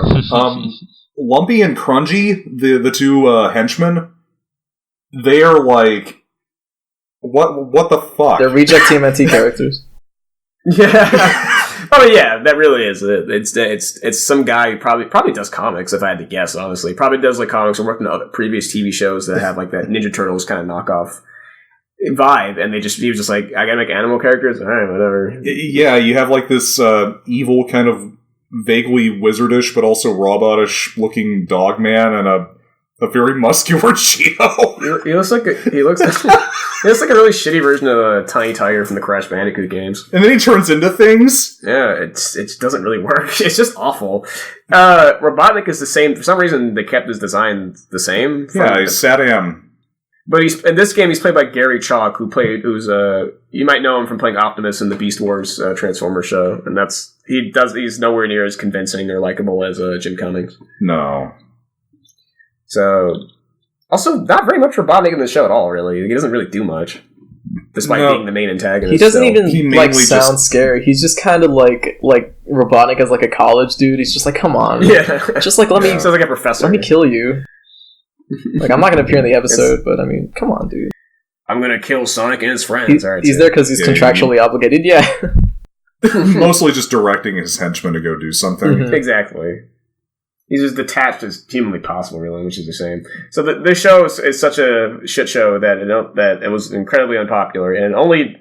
In the United States, it didn't even finish its run. It only aired 32 episodes out of the 40 that were produced. Most of them were subbed. Most of those missing episodes are basically just subbed out for other shows, like the Double Dragon cartoon or whatever. So, yeah. I guess one last note is that the music was not sung by Julia White. Julia White plays all three characters, except I think he doesn't play Manic, right? He just plays Sonic and Sonic. Yeah, true. Does he not play some Manic? No, he doesn't. I believe not, no. Oh. I thought he did, but I know that for Sonya, he's just like digitally pitched up. Yeah, which sounds awful. I thought he just did a falsetto, to be honest. It's probably you can hear it if you listen to it. Okay. I mean, yeah, I'm sure, but they edited it so it sounds like more girly and it doesn't work. Yeah, Sonya might be one of the worst acted characters in any cartoon ever. It's insanely terrible. It just sounds like someone stuck a chili dog up Sonic's ass, and like he has a cold. He's got a lot of boogers. Yeah. So, but the music was not sung by Julia White. It was sung by other people. One of them including Matt Hill, the guy who plays Double D on Ed, Edd n Eddy. Oh my god! And you can hear it when he sings. He provides Sonic's singing voice, which just sounds like Double D singing. It's really funny. So, Yeah, Underground is a thing. Before we get off Underground, I've only seen like 5 episodes of Underground with you guys, but we have to talk about the breakout character. Bartleby. No, Manic the Hedgehog. Okay. This shows this very committed relationship to like having like these really detailed characters, and maybe that's because that's the result of hey, we're digital now, we can do this, but we can't. But we can't. They thought they could. They thought that that's what copy and paste meant. Their design, Manic's design is insane. It's got like all these crazy spikes, and I'm just like imagining like trying to draw that from every angle. Like that's insane. Like why would you ever want to like make that in a show where you know you're producing this as quickly as possible? Why would you make that a design? Yeah, Manic basically has an overgrown lawn on top of his head. Yeah. And he looks pretty gross. He's literally like a spider plant. It's just yeah. Why would you do this on top of looking awful? Like this is going to take forever to draw. It's not a good design, and it's like not economical at all. So it's just like, why would you? Wait. That's a design that you would finalize out of hate. Yeah, it definitely looked like someone took like Sonic spines and like punched them for like 15 good minutes. Until it was just a mess of broken bones on top of his head. Surviving. Yeah, it's like you grab Sonic and use him like an eraser. No. But I wanted to talk about my personal infatuation with Manic the Hedgehog. Oh, sure. He's like in this show about like superpowered little animals. He has no powers. He's like depressed about it, but he hides it. like he's become complacent about it, and he's just sort of like a weed smoking hippie, and like everyone else is just dragging him about it. But I was like, hey. I really connected with the episode where he's just like insecure about it. He's like, he just sucks. He just sucks, but he's like okay with it. You know what? I'll give it that. It's more emotional resonance than any of the other Sonic cartoons tend to have. I'm not even saying it's good. I was just like, summon a fucking drum I set. know. I know, but it's just funny. Huh? And also, he wants to fuck Sonic. The drum set. I mean, he makes like earthquakes or something. Yeah, but with the drums, the lamest one. Like Sonic and Sonya can spin, but he can like walk. yeah. He has a shitty hoverboard and he sucks. Also, he's a fucking kleptomaniac. Yeah, so he steals things. Yeah, he's just shitty. He's just like a shitty guy. Terrible person. And he's like, oh man, I'm really shitty. I mean, they don't have tails to be a fucking criminal, so somebody has to do it. I guess Except the most baffling thing about this show is that the only Sonic characters in there are just Sonic and Robotnik. That's it. Yeah. I guess not. Manic is a gay hippie kleptomaniac who wants to fuck his brother. And he smokes weed all the time. And I think that's a good note to close out Underground. Okay. He also adopted a Furby that exploded. Yay! The most hideous being in this entire show is the robot baby Sonic. You owe it to yourself to watch that robot baby episode. You owe it to yourself to look at baby Sonic's lovingly rendered toes. Yeah, let's just cut to that. Let's just cut to that right now. Here we go. There it is. Alright, so... Show the gift. Yeah! Show the gift. Alright, so we're going to leave America for a bit, because that's kind of it in terms of American cartoons for a while. Okay, see ya. But well, I'm taking you with me. This is the greatest country on earth. You think we're going to stand there and let you talk about, like, say that about the greatest democracy the world's ever known? No, okay, so we're flying over back to Japan. Why we're going to Japan? Because there's more Sonic! Oh. Because they haven't deported us yet. Let's flash forward to the year 2002, where TMS... now owned by Sega CGBB. Sega Sammy LTD. Yeah, Sega Sammy Holdings. They own TMS. I think I forget if they're a subsidiary of them back then, but I'm pretty sure they are now. I wouldn't know. So TMS has worked on Sonic stuff as we established before. They worked on Adventure of Sonic the Hedgehog, but they also did a somewhat obscure short called Sonic Man of the Year, which was produced in '96, I believe, and was made to be shown at theme parks and like special Sega events. And it's a little 5-minute short. It's very nicely animated. It has sort of CGI backgrounds, which look a little dated, but the characters look really smooth, and they have like great animation. They're very expressive. They do all the things that TMS does well. Mm-hmm. And this was mostly forgotten until it was put into the game Sonic Jam, which on the Saturn, and also they reused the short in other Sonic compilation games. They've brought it back, so people have kind of seen it and have HD rips of it now. So TMS was once again commissioned by Sega to work on a new Sonic cartoon, and so as part of this big push to bring Sonic back into the limelight more and more as we move into the 2000s. So enter Sonic X, which Oh god. More like arguably Sonic the most- Y. Am I right, fellas? All right, am I go right, on. gamers? Am I right? Actually, you are right. You are exactly right. So Sonic X probably is the most popular of the Sonic cartoons. How? I don't know. It's largely credited to be one of the things that got Sonic into the limelight, and it was Sonic. It was that and Sonic Heroes. Because it's It kind of anime. revitalized the Sonic. It happened during Yeah, the it's anime. anime. Boom. Literally It happened because during it's anime. the DeviantArt era. Yeah, That's all honestly. it takes. Yeah.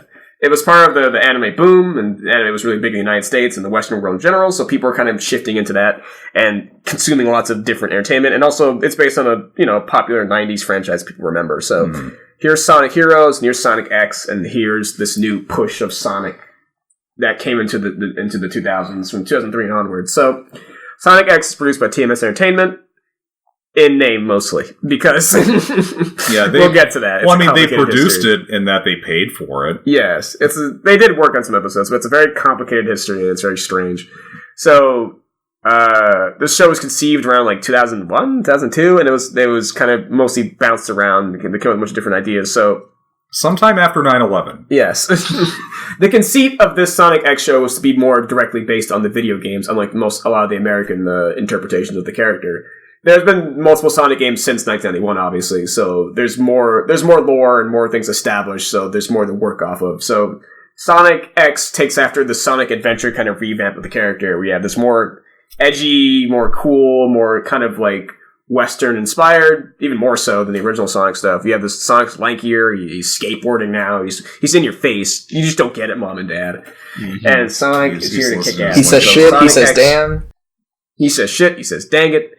And Sonic X is sort of an extension of that. So, He says, "What a beautiful view!" what a beautiful view. So, yeah, Sonic X is an anime.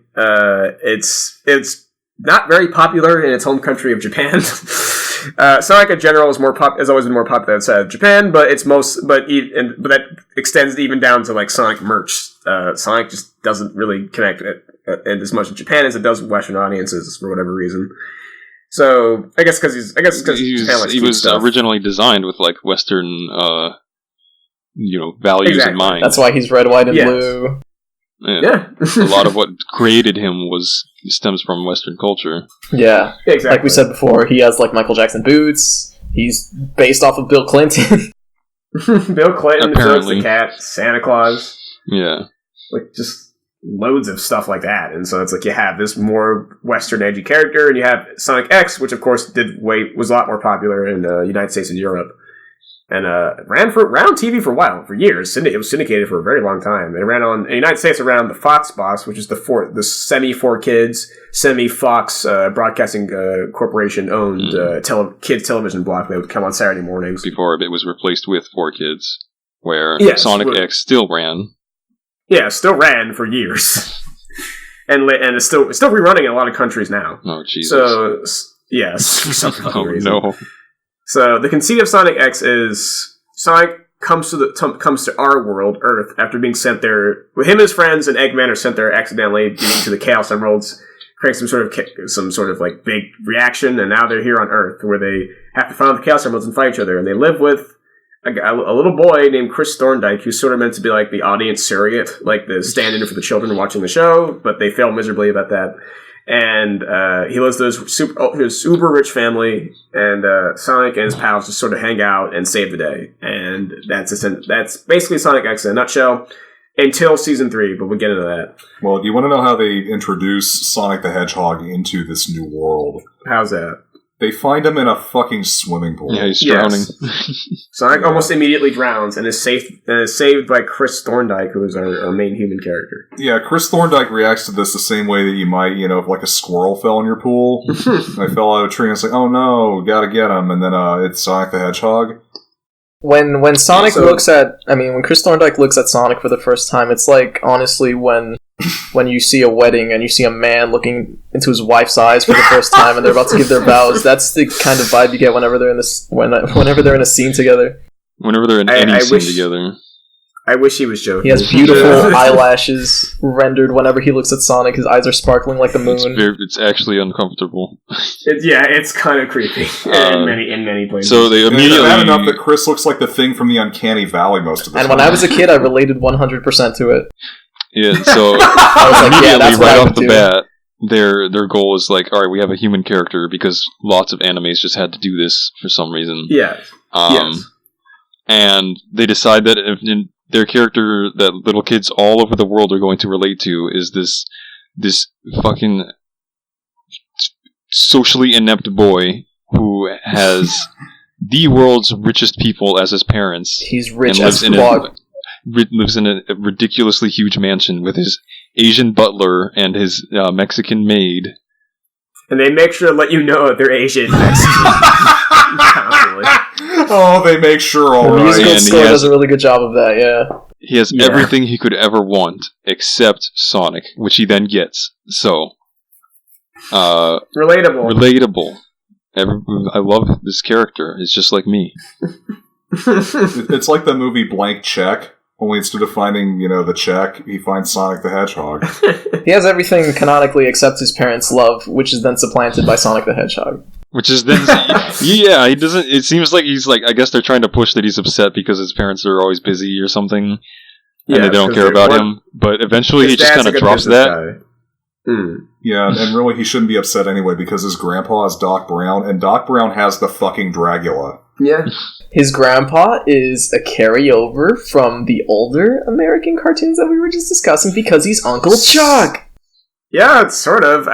We were debating if this was intentional or not, but in the previous Sonic cartoons, there was a character called Uncle Chuck who was like Sonic's sort of like mentor and like another kind of hedgehog character. He's his uncle. Yes, and then in this, they introduced another character named Chuck who was kind of very, very similar, despite being a human, so it's kind of strange. We were wondering if that was intentional or not. Probably not. Probably not, but it's kind of weird how it worked out. So X is produced by TMS, and TMS did not really want to work on this show for a variety of reasons. I couldn't imagine why. They took one look. I can't imagine why. They took one look and they were like, hell no. So we're going to work on some of this. So the first few episodes of the show look pretty nice for the most part. There's definitely some jank. There's some kind of bad CGI integration, but the characters move nicely and things like that. So, then most of the show is actually pawned off to different sort of sub-studios to keep it kind of moving. And those sub-studios were not very well funded and had very little time to work on the show, and they were forced to do it as quickly as possible. Very few... If you see the staff list for the show, it's kind of shocking the show even got made at all. It's really... very, very small teams had to work on the show. I think for a lot of the show, they only had like one fucking in-between checker and things like that. Like just ridiculously ridiculous conditions to work with this sort of production, and that shows because the show is visually a train wreck. I wouldn't say it's the worst of the looking of the Sonic cartoons, but it's like second at least. It's pretty damn bad. Yeah, I mean, I would actually say it is by virtue of being the least visually interesting. Yes, by far. At least Underground things to pick at and make fun of visually. Yeah, and there's somebody at least trying with the backgrounds. Yeah, Sonic X is very basic, like generic anime, like white city background. There's nothing really about it that's like Scream Sonic. It's just like sort of human world with no flourishes about it. No. Generic post-digital anime world. Yes, and that's when they even choose to paint the background, because a lot of times they'll just be very obviously photo-manipulated images. Yeah, true. Yeah, or gradients. Or it would just be nothing, and they would spend 30 seconds in whatever program they were using to paint digitally, and they said, all right, deadline, gotta move on to the next one. Yeah, some of them are rough. There's some really, really rough ones there that it's like, you might as well have not had a background at all. Probably would have looked better. It reaches like Legend of Korra levels of bad. Yeah. Okay. Before we get into any other details, I just want to say the thing about this show, and it's a Sonic show. Sonic runs fast, he's cool, he's energetic. He spends the first half of the first season sleeping on this kid's roof and not doing anything. While you watch Chris go to school until he shows up at the last 5 minutes to smash something. Yes, Sonic is very passive in this show for some reason. He's I feel like I guess as a response to the American shows, they decided to make X very on model in more ways than one. So you have these designs closer to the adventure series, but you also have their personalities in the show, and they were very obviously told to not deviate no matter what. So Sonic is pretty much always, I'm cool guy who doesn't take things too seriously, and that translates to uncaring asshole who's asleep for most of the action until he's needed at the last second to do something. It's like a dichotomy. It's like he's an uncaring asshole until he's not, and he's like, I love you, Chris. I love you so he's much. everybody's best friend suddenly. Yeah. Sonic has bipolar disorder in this one. Like we said that the Sad Am Sonic is just unlikable. This Sonic is even less likable. He's very confused as a character, and I don't know why they wrote him this way. For sure. He's very one note for the most part, and I don't know,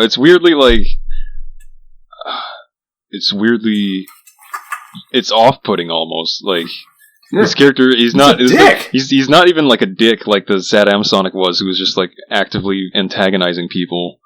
Like he's just like, it doesn't matter to me, whatever happens. Yeah, like that song. Very, like, that's, like for that dumb game. He acts very aloof usually to negative results, because there'll be moments where characters are actively pleading him to do something, he'll just not do it. He just, I don't know, he just chooses not to. And then he's like, all right, give me my ring. Okay, now I know how to spin. And then he becomes a horrible CG ball light show. He has 3 modes. He's either a dick, a ball to crush something, or like sleeping. Like every other character is more interesting than him.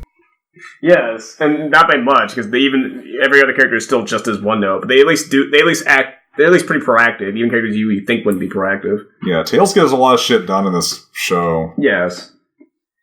Might as well just call it Tails X. Yeah, pretty much. He gets more screen... Initially, early on, he gets more screen time than Sonic does, which is baffling. Yeah. So, It's because we're not spending the entire episode waiting for the Mega Meth to kick in.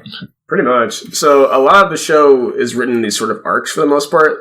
The initial part of the show is mostly just like, we're trying to find the Chaos Emeralds, but we'll just have goofy episodic adventures, like playing baseball or whatever.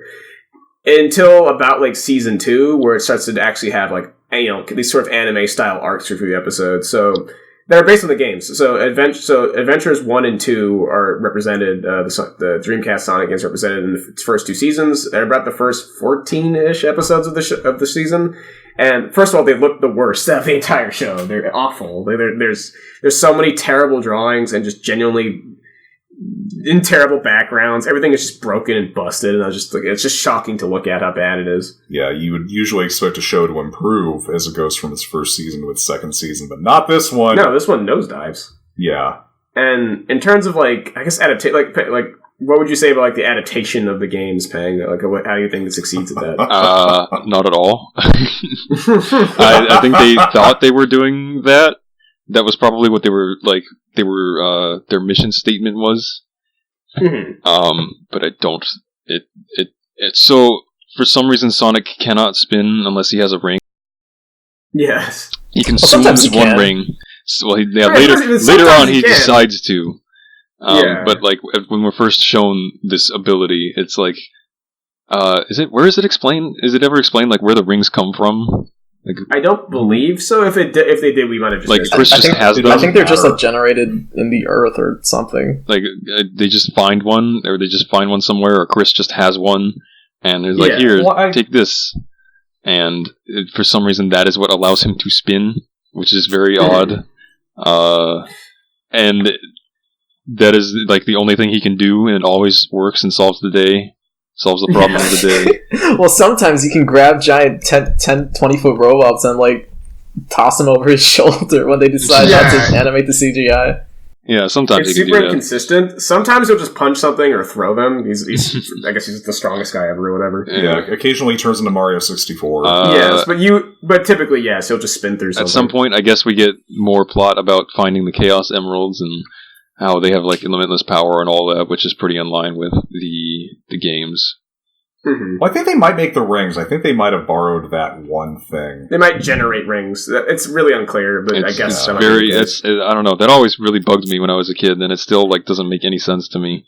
Yeah, I think they do make the rings. Why can't Sonic just spin? Why can't he just or just do whatever? Like the other thing is like the budget comes in very apparently, and every once in a while we'll get a glimpse of some budget where Sonic like actually does things that are interesting, or any of the other characters will like action will happen, like real action. Yeah.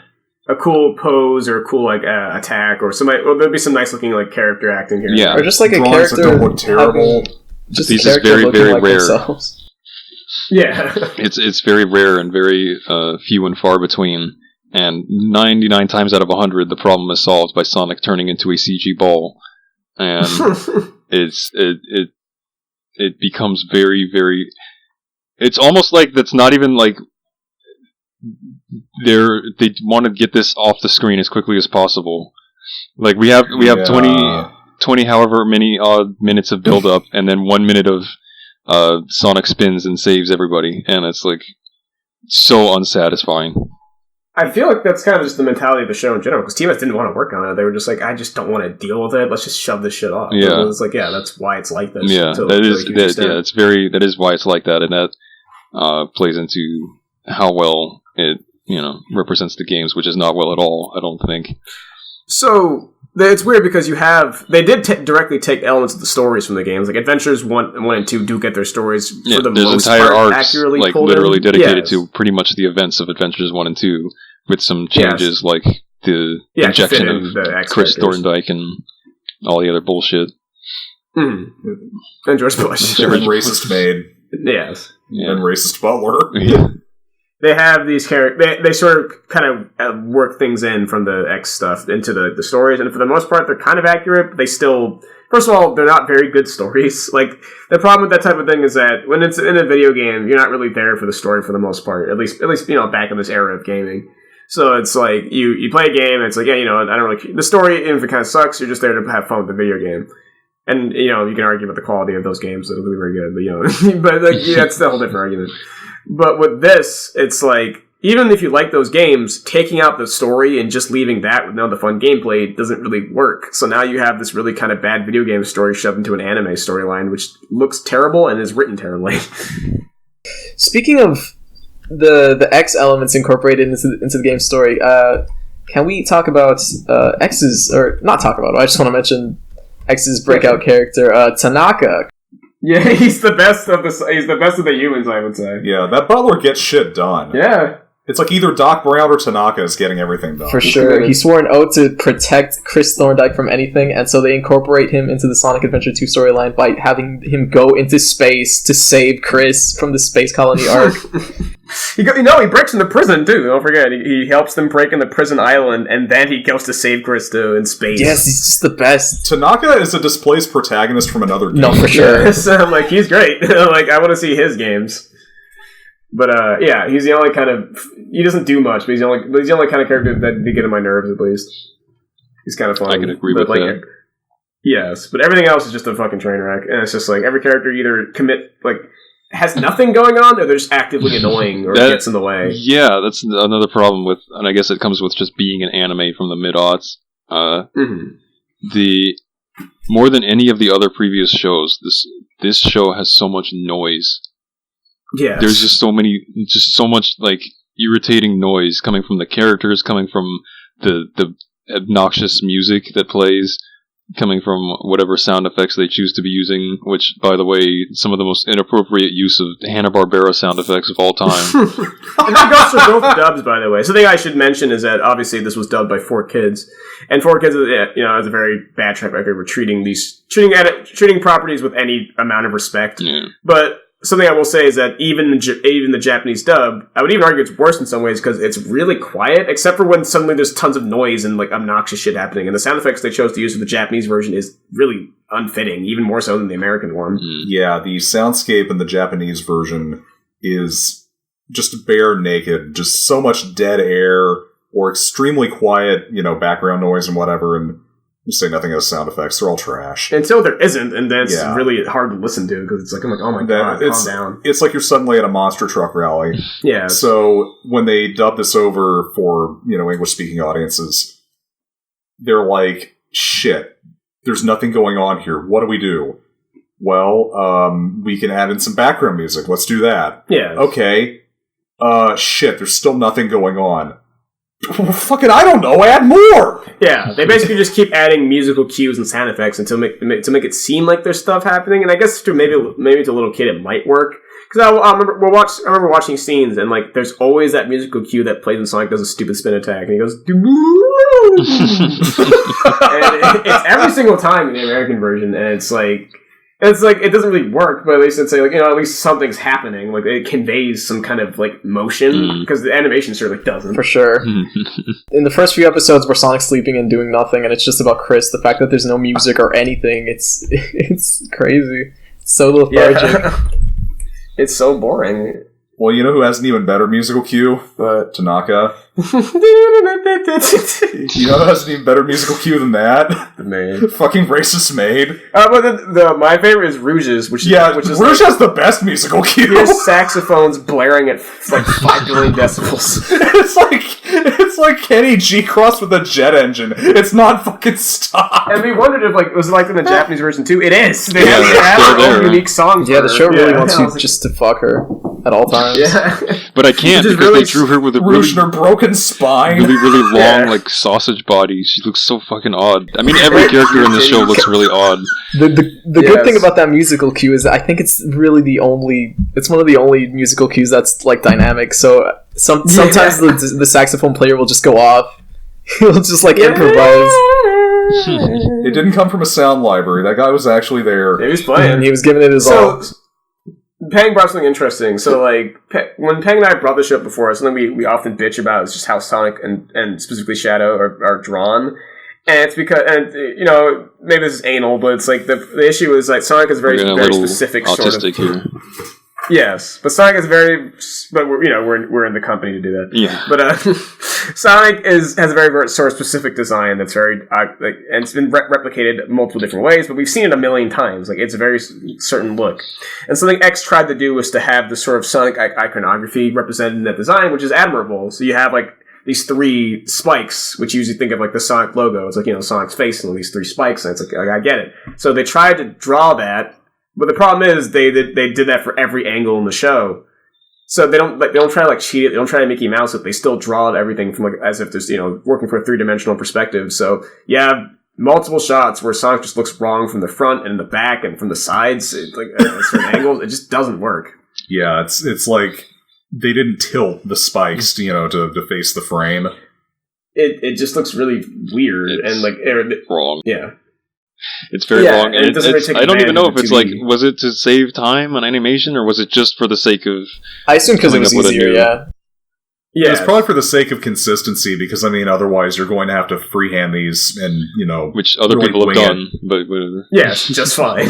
Yeah, but those people weren't working off of fucking sofa change That's in true. 5 minutes. That's but That's they our didn't have 3 seconds to do. Yeah, I mean, I do not blame anybody who worked on, actually making this show. no. Because, to put this into perspective, they had even less resources to work with than fucking Adventures did. just baffling.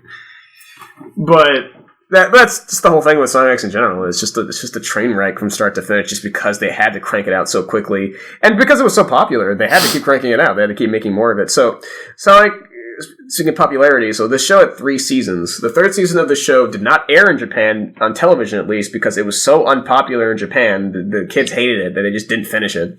They just took it off the air despite producing 3 seasons. So, but in America, it was doing gangbusters. So here we got the 3rd season on TV, and the 3rd season is a completely different beast called the Metarex Saga, which is a story written entirely just for Sonic X and has nothing to do with the games. It introduces their own unique villain, the Metarex. And it's basically just a really long, horrible space opera that sucks balls. Oh, holy moly. Season 3 is some... The plot is ripped off. The designs are ripped off from a bunch of different mecha anime. Yes. Yes. You could tell they would rather work on that than the little cartoon. And they just wanted to be somewhere else. The entire plot of the Metarex saga just reminds me of, it reminds me a lot of one of the Gal Force movies. I can't name which one off the top of my head, but, the bad guys, what they're trying to accomplish, etc. How they kind of function, they're these weird, fucking horrible plant Pokemon looking things in robot bodies. They want to kill everyone and turn every planet into a greenhouse. Yeah. I guess it sucks. So I don't know. Let me ask you this: what would you say about season 3 compared to the rest of the show? It's a different show. It's a very bad adaptation of the character because he can't run. He's floating in space for an entire season. Yeah, that's a very good point. Yeah, they take white base from Gundam and they stick some palm trees on it and they fly it into space. Yes, so like Sock said, they need to go into space because there's an army of of evil tree monsters that are inside like robot bodies that are trying to turn the entire universe into trees by absorbing the planet's energy into things called planet eggs because we need more MacGuffins in this show. Yeah. So they actually toss off the Chaos Emeralds. Sonic makes them fly away into space so they can't get them. Yes, in order to protect them from the Metarex. So as a result, which fails miserably. So they need to go retrieve the Chaos Emeralds again before the Metarex can, which is stupid and redundant. So we gotta get the Dragon Balls. Whatever. So Sonic and his friends have to go into space, and it's just they introduce a new character made for the show called Cosmo, who looks like that one Pokemon. Mm-hmm. What's her face? No, she looks like a Pokemon. Anyways, she's cute. Yeah. Socks, no.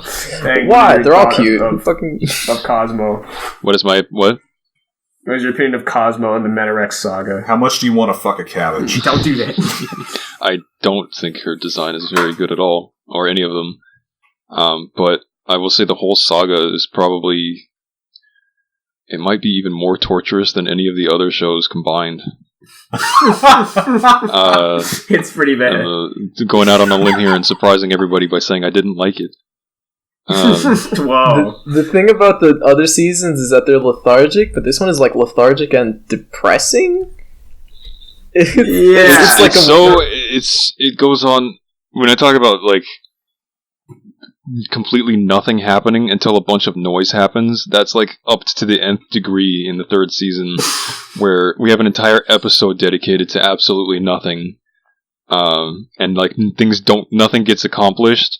I guess we moved from one place to another, and that is our accomplishment. We have, I guess there's something there for some of the kids, because a lot of the side characters show up again. We have the whole Chaotix, they're all there, they keep coming back. Yes. Shadow the Hedgehog and Rouge. Shadow and Rouge are back, and so is Eggman and his little robots. Mm-hmm. And we have Vector the Crocodile, voiced by Pee Wee Herman. And probably one of the most mangled designs in the entire show. He's pretty bad. And it's just I don't think there's anything of any emotional significance that happens in the entire show. Other than what they tried to do at the ending, which obviously fails miserably, where spoilers, Cosmo sacrifices herself to defeat the final bad guy. She sacrifices herself after being a literal wallflower for the entire series. Where she's nothing. She's just sitting in the background most of the time. Every once in a while she'll be like, no, fighting is bad. But also fight sometimes. But also, we need to fight. And, it's... I don't know. The characters were already reduced to, their most basic traits, but in that series, it's I guess except maybe Tails, in the third season, the characters are just nothing but phrases and screaming and doing they're almost like parody of themselves. Yeah, and they contribute nothing. Most they of the don't. time, None of them do anything fight. particularly unique for them. No. They all sit in a spaceship and they push buttons and they fire layers at trees. Push buttons, yeah. And sometimes they have little space fighters too that go out, and then usually get fucking wrecked. We get Amy in her trademark Starfighter, and Cream also in her trademark Starfighter. That you see twice. If I can give credit to this season, it's the very last. It's just how it ends. The fact that it ends and just how it ends. Yeah, it's I think the fact that it's over is the best part. I think it's the most poetic send off you can give to a Sonic show. It's when Chris finally has to go back to his world. He's sent in a machine that has to go a certain speed in order to go back, and he's crying because he didn't get to say goodbye to anyone. And then he looks out the window and he sees Sonic running with him until he disappears. He doesn't get to say goodbye to him, but he's just running along, and that's wow, that's kind of that's contrived. But I mean, you tried. That's they tried something. That's thoughtful. Yeah, that's more of the kind of interaction that I wish we could have seen throughout the entire season instead of evil tree robots who want to make trees. Yeah, and a bunch of shit. I'm gonna correct you though, Socks. he doesn't see Sonic, he hears Sonic, because Sonic is making the world's loudest Flintstones sound ever, and he notices that before he looks out the window. Yeah. Yeah, he's right. I completely agree. Yeah, he hears a fucking bongo-ass run. Again, the Hanna-Barbera sound effects in the most inappropriate places. Yeah, it's definitely... I guess it makes sense because he's running so fast, but I will say I personally got a huge kick out of seeing Tails try to be turned into like this fucking tortured character. He's constantly full of angst and he's like crying and screaming, and it's just the funniest thing I've ever seen in my life.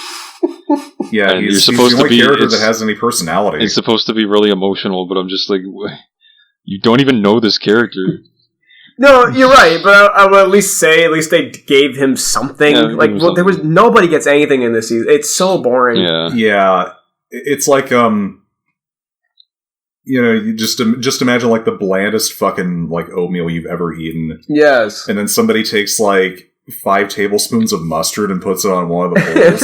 It's fucking horrible. It's bitter. It's sour. It's unpleasant. I'll remember it. But it's something more than just like this bland gray slop. And this also leads us to another thing, too, is that Season 3 becomes unnecessarily dark. And all their attempts at creating any kind of emotional resonance usually involve just something bad or tragic happening, usually to side characters we don't give a shit about, but normally lifted wholesale from another anime. We wouldn't know, we don't get enough time to be attached to them anyway. Yeah, just killing random aliens. Yeah, Shadow randomly becomes attached to some generic anime girl who gets exploded. There's other people that get turned into trees, I guess, and some John Carpenter-esque scene. Yeah, which was probably one of the few visual interesting things. I mean, that's kind of weird and creepy. Like, it could have been. Yeah, it could have been, but I'm saying, at least conceptually. Yeah, conceptually it's cool. It mostly just kind of looks bland and stupid, like everything. Of course, yeah.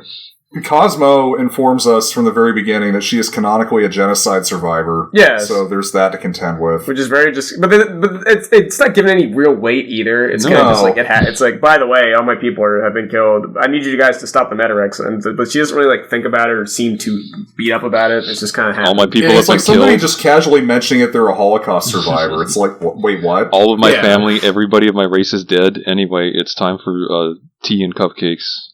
Yes. Tea and cake on white base. Yeah, this, by the way, if this was meant to be for children, this is very, like, horrible. It's like you're teaching them to fucking eat tea and cake all the time. Like, that's a terrible lesson. Like, literally every time the characters are shown eating anything on the ship, which is very often, actually. It's always tea and cake. And it's very baffling. It's very bizarre. Cream is the only one who knows how to cook. She always has tea and cake.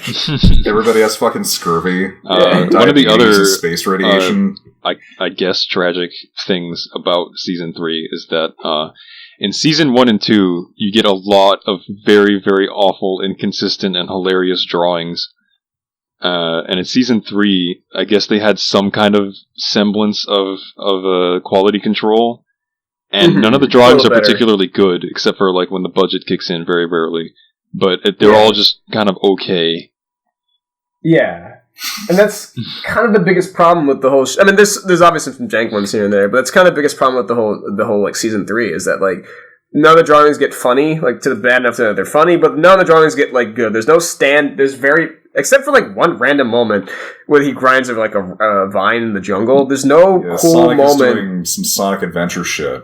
Yes, there's no moment where it's like, finally, yes, we're at the end here, we're going to do something, here's where all the money we saved up, we're going to put all the time into this. No, it never happens. Even at the final fight, it's still just the same shit you've seen 100 times. It's still very, very flat and boring and very low budget, even in like the most climactic moments of the entire series. Yeah, there's the finale. It's a huge letdown. Yeah, also, the best looking drawings of that climax is just like Tails crying.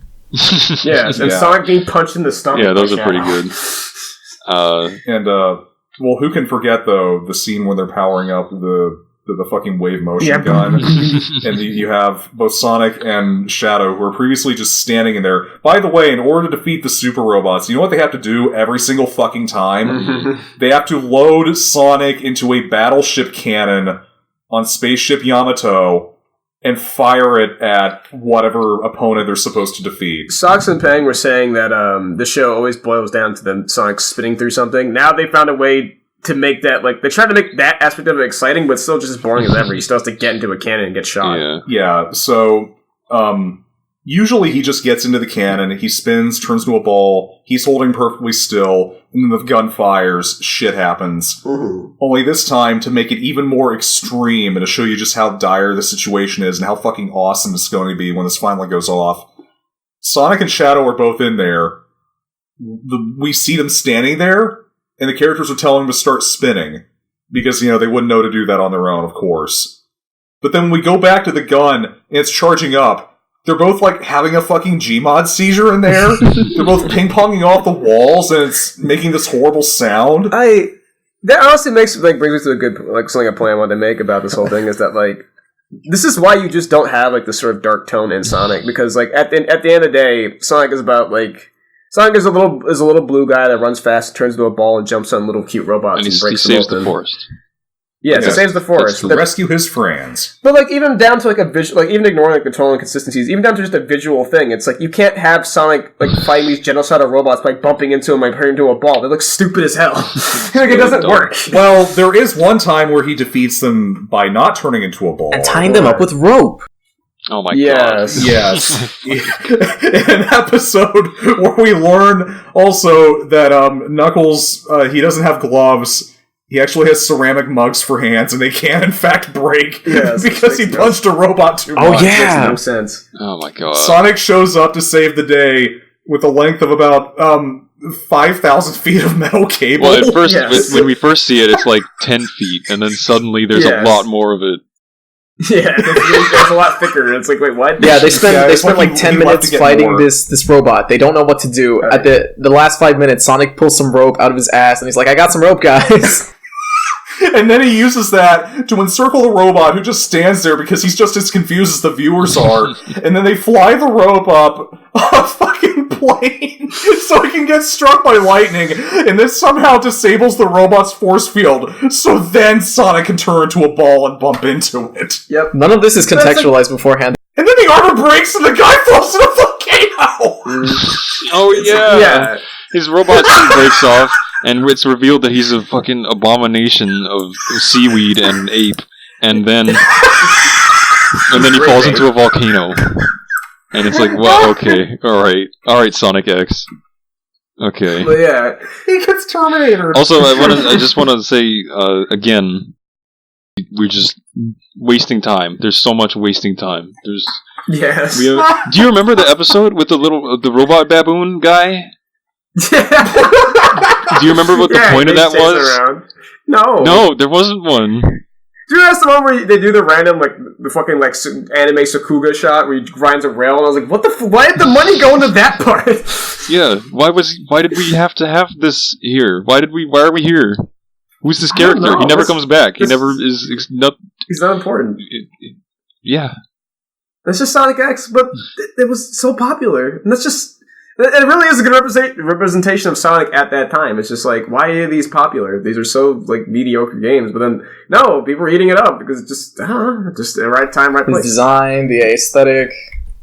Yeah. It's empirical proof that there's a very large subset of the population that just enjoys consuming trash. And I'm included. But, no, but that really just what it boils down to. X is just a really just strange show, and I don't really get why it's. I don't think people remember it too fondly. It's just people. It's one of those things where you look back on it, it's that wasn't that great of a show. But everybody watched it. But everybody's seen it. Everybody's watched it at some point in their life.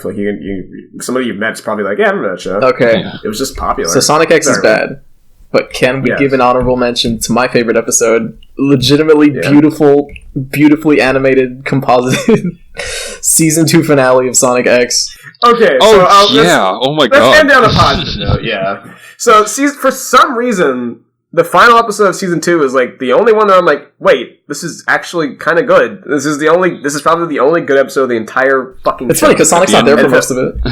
Yeah, he's not there for it. It's just kind of ironic. It's a big factor. At the end of season 2, they all get transported. They all go home, basically. Yeah. They all end up back on Mobius. Yes. Including Eggman. Yeah. Except for Sonic, who gets left behind. Yes, for whatever plot reasons. Hey. So he's hanging out with Chris Thorndike, but Sonic's animal buddies are fighting Eggman back on Mobius, and it looks great. Like the episode looks really like fun, and like the characters are acting like like they do, like they're acting pretty in character. There's funny jokes. They actually say some things that are kind of witty, and the anime. This is where all of our budget is, so things actually look pretty good. It's kind of compelling. I mean, within the confines of being one episode. Yeah, the framework they've set up. Everyone's just kind of like they're kind of like despondent because he's gone. It's like Eggman goes to attack the house, and then like Tails gets like super pissed. He comes out like there's little details, like he comes out in his PJs just to attack Eggman. There's nothing really like trying to sleep. Yeah. And then he fights him, and it's a lot of fun. And it's like, this is actually fun. And Knuckles and Rouge have some fun banter, and it's like Amy does some cool stuff. She like makes hammers spawn out of nothing. And Eggman's making fun of Amy, and like she throws her hammer at his spaceship, and she's like, "Haha, you lost your hammer!" And she materializes another one out of pure anger. Which is like you never see her do it again. But it's a funny like little thing. It's like that's cool. It's the closest the show ever gets to being adventures. It feels like a show out of like it feels like an episode out of a real show from an alternate universe. Yeah, this is what the series should have been. X. Yeah. That was the Berenstain universe leaking in. And you have, so Sonic shows up at the end of that episode, and they do something very strange, where, I guess strange in the context of typical Sonic stuff, because usually you don't have, so something that's always a no-no is that Sonic and Amy can't be in a relationship, and it's like, you're saying like, who cares about that? It's like, I don't, but it's just a show telling the people working on the show are, because in the show they have Sonic like they kind of hint that they're dating or something like that, because there's a moment at the end where they put like this some sappy anime song, and Sonic finally returns back home, and Amy goes to see her, and then I guess Amy's like, I want you to say you love me or something, and Sonic says something but you don't hear it because they cut the audio. Mm-hmm. But it's just like it may or may not be a mistake. No, I think it's kind of it's very obviously implied that he says I love you to her, but this is like isn't this like the very last thing that we see? Yes, it's the last thing we see, and it's so weird. It's so like, wow. If I can gush about the fucking sappy sentimental, Amy is like just completely like she's just like sort of mute the entire episode. She's just sort of like, I'm okay, and then Sonic comes back, and halfway through the episode, it turns into like a John Hughes like music video with this like blaring like romantic jazz singer. Yeah, and like it gets really sad. There's like really cinematic cuts, and then at the end, you see like Sonic flying through the air while Last Christmas plays, and at the end, it's just crazy. Basically, I'm just like, what the fuck? Yeah, right. And she just like spills to him how much she missed him, and she's like, I'm not gonna forgive you unless you say I love you. And Sonic's like, what? I don't know what you're saying. I'm a cool guy.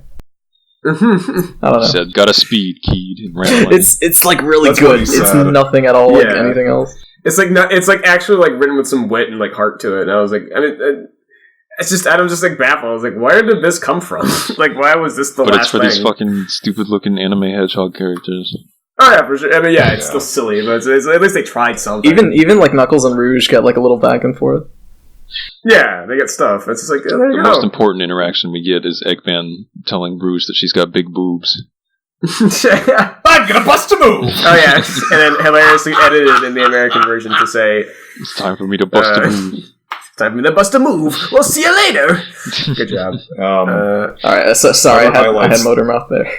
No, it's fine. We're having fun here. Other highlights that we missed, though, what's that? Speaking of the terrible background art, which is invariably bad, the standouts, though. One, any kind of signage. Yes. No, that stuff's any great. signage just say at random all, letters. Yeah, it's just like Microsoft Word and somebody slapping a keyboard. Unless it's Vanilla's house. Oh my god. We have the classic moment there, but we'll never forget. The House of Cream's mom. The House of Cream's mom. Everybody's house. So for some reason in Mobius, according to Sonic X, everybody's house has a sign outside that says that it's their house. And they don't just have normal addresses, I guess. They just have the House of Tails or the House of Amy. For some reason, Vanilla's house is the House of Cream's mom. Despite her being named. Despite her being named and having it, like, recurring in the series. Was that in the Japanese version, too? Yes. Yeah. Oh my god. We were just baffled. We were like, what? She didn't have a name when she had the house built. I guess She not. got that later. I guess not. She got that from the IKEA along with the rest of the house. Right. Cream's grandparents decided that she would be named Cream. Yes.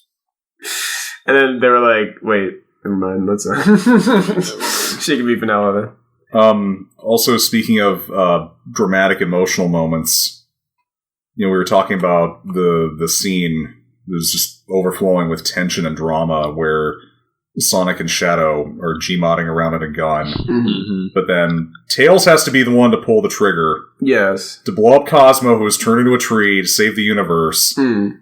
It's the most contrived, drawn out, just completely out of fucking left field thing ever. Mm.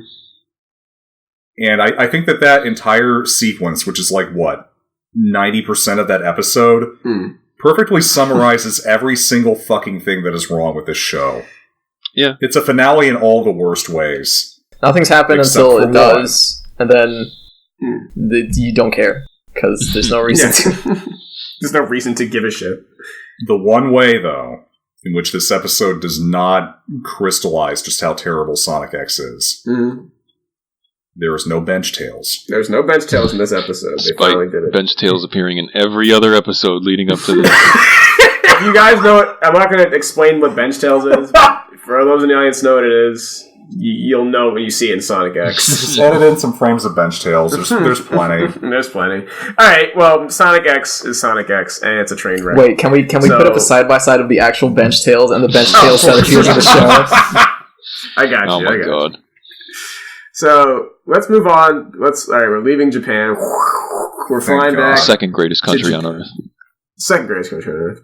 To America, because it's 2015, goddammit. I'm sorry, it's 2014, goddammit, and Sonic is back in a new form called Sonic Boom. Oh my god. He's taller, he's lankier, he's got a scarf now, and he's kicking ass. His arms are a different color. His arms are the wrong color, and he's got sports tape on. Also, Knuckles is buff. He has a scarf inspired by PS3 protagonist Nathan Drake, quote unquote. Gotta love it. He's also a big fan of Subway. I literally did not anticipate that we would be talking about this because I forgot about it. There's that much to say. So, Sonic Boom was a sort of even more westernized revamp of the Sonic franchise, which was meant to be a spin-off of the normal Sonic games that failed miserably. But it did spin on a cartoon also called Sonic Boom.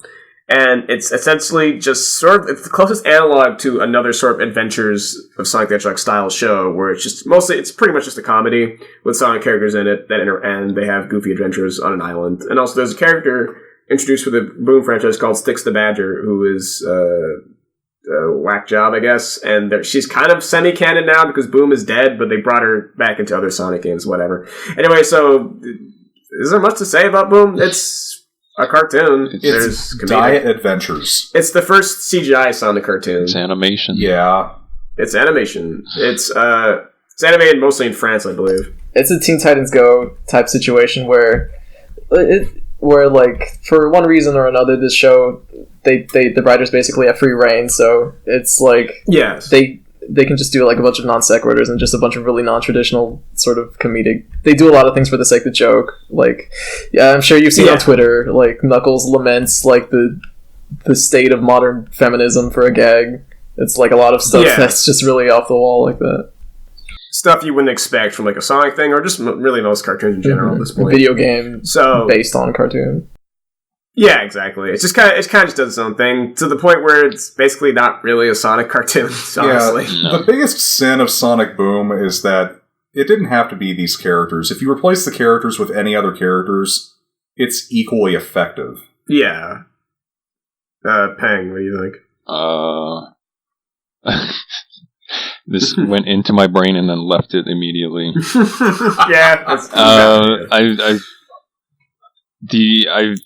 I understand like what we're doing here with this show. We're doing something that's not quite as action. When it's not action oriented at all, really.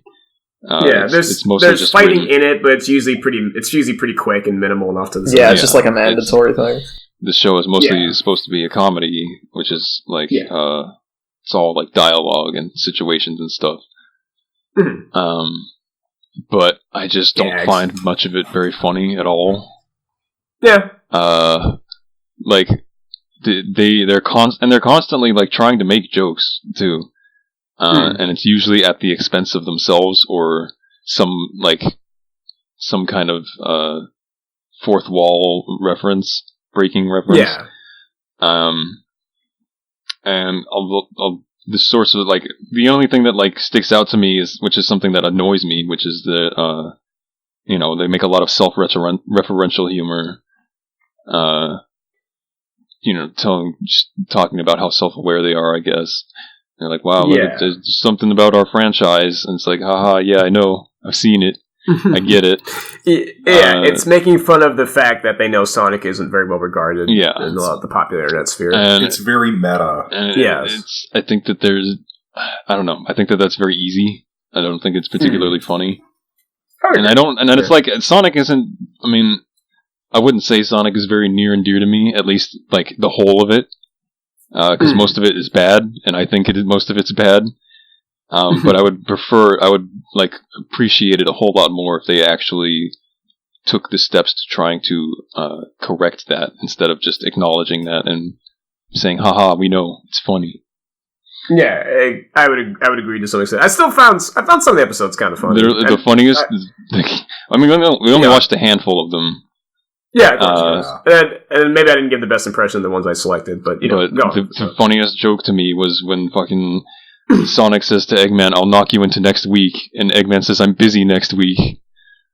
That was like the funniest joke to me. That's why I found some of the jokes in the show funny. I wouldn't say it's a great show or anything, but it definitely, you're right, it does rely on a lot of these really obnoxious and easy meta humor jokes. I'm not a fan of like when you know you're bad, or you know that your people make fun of you a lot, and your response is to not improve, or like make a light jab at yourself and then move on. Lampshading it instead of it's constantly doing it. Yeah, lampshading is not addressing the problem. It's just you acknowledging that it exists and doing nothing about it. I suck is not a punchline. Yes, so like this show kind of resolves to that a lot. I don't think. Not all the time, but it's definitely enough that's noticeable and something you can say about the show. Yeah. But one thing I will positively say is that once again, Eggman is the best part of the show. Yes. And he's played, this is probably the only show where everybody's played by their game voice actors, I believe. At least in the American cast. And you can argue the merits of back and forth. I'm kind of for the most part, I think they do a good job. I like Roger Craig Smith as Sonic, but I really don't like him in the show. Not because his performance is bad, he does a great job, but it's because they have this insistence in writing him as smarmy as possible, and it gets really grating after a while. That is a symptom of their whole meta self-referential like approach to this show, where Sonic is again like just a caricature of himself, and I just find it extremely grating. I don't think Roger Craig Smith does a bad job either. I think he does a fine job, but he's doing the best he can with what he's got. But what he's got isn't the best. Yeah, it's just like, I'm so sick of hearing your fucking voice. Like, no matter what you're saying, whether you're quipping or making a joke at somebody else's expense or just like conveying to me what is happening, I don't want to hear it from your mouth. Shut the hell up. Shut the hell up, bitch. Yes, but Eggman is actually pretty usually enjoyed. Most of the best jokes are either from him or, for oddly enough, Knuckles. Yeah. I thought I would hate Knuckles, but he's actually has a lot of pretty funny jokes in the show, or at least I don't mind him when he's talking for the most part. But Eggman's the best part. Mike Pollock, his game voice actor, does a great job. He usually does a good job in the games too. Yeah. He brings all that same kind of energy to every line. I think you can say that about just about every bit of animated Sonic media, which is Eggman / Robotnik is like the best part of it. Yes, even X, where Eggman's probably the most boring he's ever been, he's still pretty entertaining. Yeah. He has a lot of teeth in X, so... Yeah, he does. You can tell they had some fun drawing at the very least. But Boom's animation is also nothing to write home about. A lot of the problem with like this sort of TV CGI stuff is that it's harder to do good CGI on a lower TV budget than it is to do 2D, because there's just more factors involved, there's more computing power you need, and that just is more expensive. So the show, while it doesn't look bad, it doesn't look particularly amazing, and a lot of times usually there's not too much action, but when there is action, it usually looks pretty bad. It's very slow and very kind of uninteresting to watch. it's just slightly above Lunchables quality in terms of visuals. It's very, very poor. Except for that one episode that was not finished. Yes, there was an episode we saw that was incomplete, like very obviously so. They were missing like a rendering. The lighting was not like completely rendered. Yes, it was just not done. It was just stuff not baked in. And that's a very common thing with these sort of French CGI shows. They crank them out real quick. Mm-hmm. I remember the Garfield, the crappy 2000s Garfield. Well, that just CGI every episode of that show like just looked unfinished. Yeah, but that's what I mean. Yeah, it's like that. It's very symptomatic of that. But CGI. Yeah, it's hard. Granted, I can't think of too many examples of actually good-looking TV CGI. I guess like the 2012 Ninja Turtles cartoon is the only one I can think of in recent memory. That's like anything major. I mean, Moomin Valley, I guess. I don't know. There's really not much. It's hard to do. Pac-Man and the Ghostly Adventures. No. In fact, that kind of looks like Sonic Boom, if I'm being honest. Yeah, that's real rough for TV CG. Yeah. Especially when there's like any kind of liquid or goo substance that always looks horrible. Nothing looks as good as Jimmy Neutron. We still haven't talked to you. We haven't hit that stride yet. Nah, but Not yet. But yeah, Boom, not terrible, but I wouldn't call it anything to write home about. It's got some mildly funny aspects to it, but it's not particularly memorable, and it's not a very good representation of the franchise it's from. Yeah. So I guess let's kind of end on like a good note. Let's talk about let's kind of travel back into the 90s a bit, back in Japan, and talk about Sonic the OVA, aka for American audiences, Sonic the Movie. So, Sonic the OVA is a 2-episode OVA that was meant to be part of like a series of Sonic shorts and animations that were straight to home video. They were produced in Japan, I believe 1996. Unfortunately, they didn't perform very well because at the time, first of all, Sonic was never, as I said before, Sonic has never been as popular in Japan as he has been elsewhere. But also, this was in that lull period of like, there's not really any big Sonic games coming out. This was 96, like. Sonic 3 was 2 years old by this point. Yeah. Sega was too busy tripping over its own dick to get a Sonic game out. Yes. So this whole thing, they were having a complete debacle that was the Saturn. Yes, and eventually the Dreamcast. Yeah. So this OVA did not perform very well in Japan, and it never produced any. So as a result, they never produced it anymore until. Randomly, they released it in the United States in 1999 under a title just Sonic the Movie because it's just an hour-long thing, essentially. It's 2 episodes put together. So, the plot of Sonic the OVA is probably the most actually game accurate in terms of visual designs. This very obviously harkens back to Sonic CD and more of the 2D Sonics from the Genesis era. And it's pretty well regarded by a lot of people for a lot of good reasons, and including us. I think I can spoil that safely. What would you, Phil, what do you think of it? Well, I was going to ask that animated bit from Sonic CD. Mm-hmm. That was made with the original release of Sonic CD, correct? Yes, that was animated by Toei, by the exact studio that did the Dragon Ball show. Funny enough, Dragon Ball Z. Yeah, for those of you who aren't aware, Sonic CD has a traditionally animated little video segment in it. Yeah, at the beginning and end. Yeah. It's like part of the attract mode and stuff like that. And it looks an awful lot like this OVA, except of course it's not deep fried in 320 by 200. Yeah. There's obviously an HD version you can watch. But yeah, they did... so this OVA was animated by Studio Pierrot, who's famous for doing Naruto and Polar Bear Cafe. And they... stuff like that. So they obviously took cues from the Toei's interpretation of Sonic. Yeah, his design is almost dead on. Yes. And the backgrounds are extremely similar as well. Mm-hmm. The sort of motion to things, the way like certain abilities and attacks are drawn to. Yeah, they were definitely taking cues from the animation that was used in Sonic CD a few years before. That being said, they took all the right lessons away from that. Yes. The OVA looks gorgeous. Yeah, it's great looking.